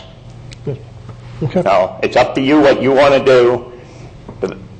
So the public understands. If you can't make the move to be the third vote, you're the only one that's up for election this time, I will do everything under the sun to see somebody runs against you and that you don't get elected. You're not worth $50,000 a year if you will back up what Will Collins did. And Will Collins, had he gone to Judge Hawley, if you read, you have the stipulated settlement. If you read it, Judge Hawley retained jurisdiction over it. If there was a change to be made, the judge had to have a hearing and do it. Not Will Collins, who you people ran as a god around here. You either pay for his sins or you're going to pay dearly. You can take this as a threat. It is a promise. I promise you, if I have to move off the property I'm living on now, I will live in northern St. Lucie County, where it's closer to get here than it is from Roseland. And it's going to be a lot more convenient to go to the federal courthouse in West Palm. It's in Fort Pierce, a very nice facility. And we're going to start dancing down there. And I'm dancing for your wallet, individually. That is a promise. The taxpayers can take that to the bank. Any other comments, questions? Not for me. Thank you for being here, and thank you for your patience.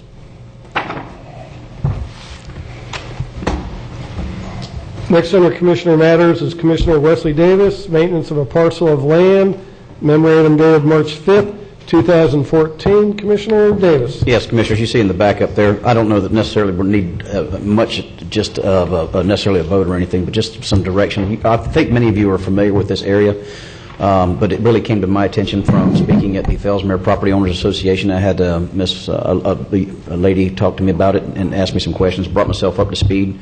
And for all intents and purposes, this is a Department of Transportation park and right-of-way. So I guess it dates back to a long time ago. But it is a beautiful spot of Indian River County. I've been asked about maintaining it. I don't know that I want to go there. It's extra cost. I don't know that I'm not, but I'd like to see if we could get the DOT to clean up the exotics off of it so that we can utilize it. And I don't know that we need a vote for that, as long as we could just give some direction to. If you would like staff to draft a letter, I'll be glad to sign it and send it off, asking the DOT to maintain their property, and if that's... I can... Okay, we'll vote on it then. I don't mean to... We'll call that a motion by Commissioner Davis, second by Commissioner Solari, for a letter to DOT asking them to maintain. And this is what's called Moores Point Park. Yes. Is that correct? Yes, on the east side. So as soon as you come across the bridge, right there off of north of Indian River Drive, east of US 1. Okay. It needs some help. It does. And, Chris, you'll be able to draft something up for my signature? Should Yes. Okay. bring it up to speed. Okay. And we won't need to bring that back. We'll just go with whatever Chris drafts up, and we'll be good to go. Let you sign it as chairman if you're good with that. Are you good with that, Dylan? I'm good with that. Okay. Any comment?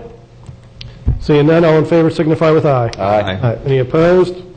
That carries unanimously. Thank you, Commissioner Davis. Commissioner Zork, have we addressed your electric sale item thoroughly enough? Or? Yes, one thing, if we're able to have that available at our next Tuesday morning meeting, I might look at hand carrying that or getting it over to the city for their evening meeting to present it to them, and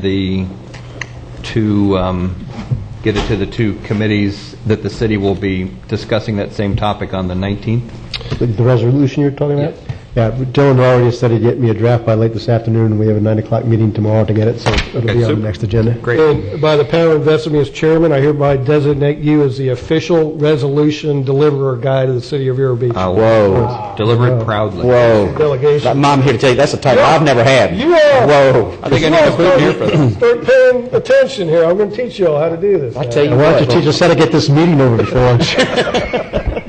Commissioner Zork, just travel safely across town. Yes, I will. Have to cross the tracks. Look left and right. Yes. Okay, we've taken care of that enough, I think. We beat that dead horse. And now, item 2, the Go Line Transportation Hub. Commissioner Zork. Yes, kind of bringing you up to speed on some recent conversations between the airport commission, and then back to the airport director's office. But after a recent sketch was put out by the consultant that was hired to facilitate the engineering and design for the site, looking at a number of issues that started coming up with the site, where with the now 32 crossings a day of all aboard Florida, and how many times would the entrance to the site be backed up past the entrance of it, since it's the parcel right on the corner next to the railroad track. That was a concern. Also, the potential of having to have a rear access road that was not, the cost of that access road would not be covered by the grant, was an additional negative to the site. So I said maybe we should look at a plan B, just in case the items in the original site keep scoring more, what I'd say, unattractive points to it. So I met with the airport director on a different matter, and the discussion at the end shift at the bus hub, and he said, we'd like to see if there's a way we could figure out how to keep it out here. And I said, that's nice. So he gave me a list of some of the parcels they had out there.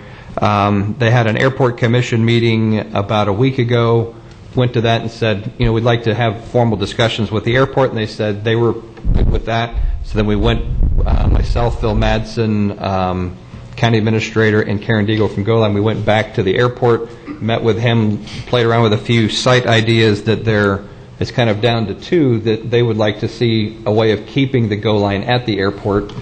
They see a lot of benefits of it from a number of the tenants at the airport.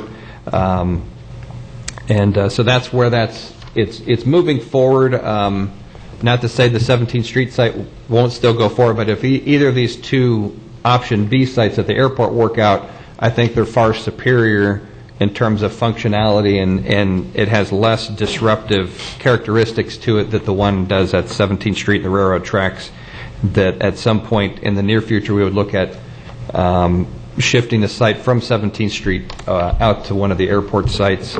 The city manager was at the airport commission meeting.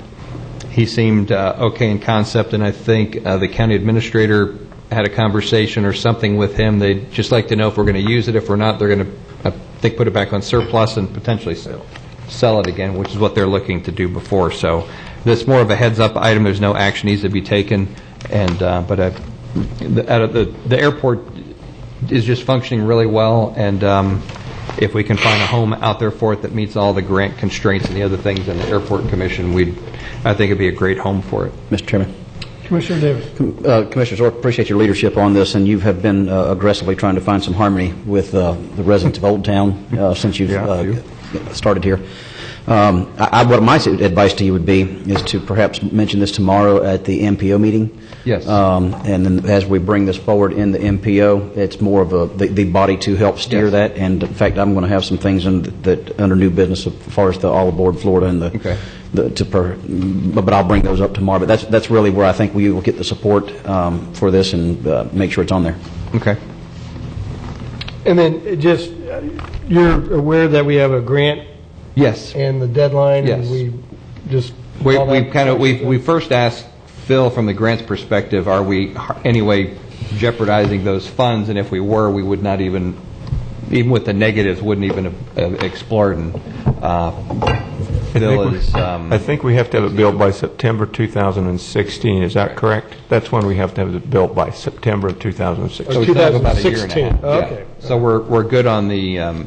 Not that we just need to be diligent with our efforts and say this is it and go for it and be completed before the grant deadline. Okay, so you don't need any action from the board at this point? No. Okay, very good. There's no other items before us, so gentlemen, if no one has anything else, we will be adjourned.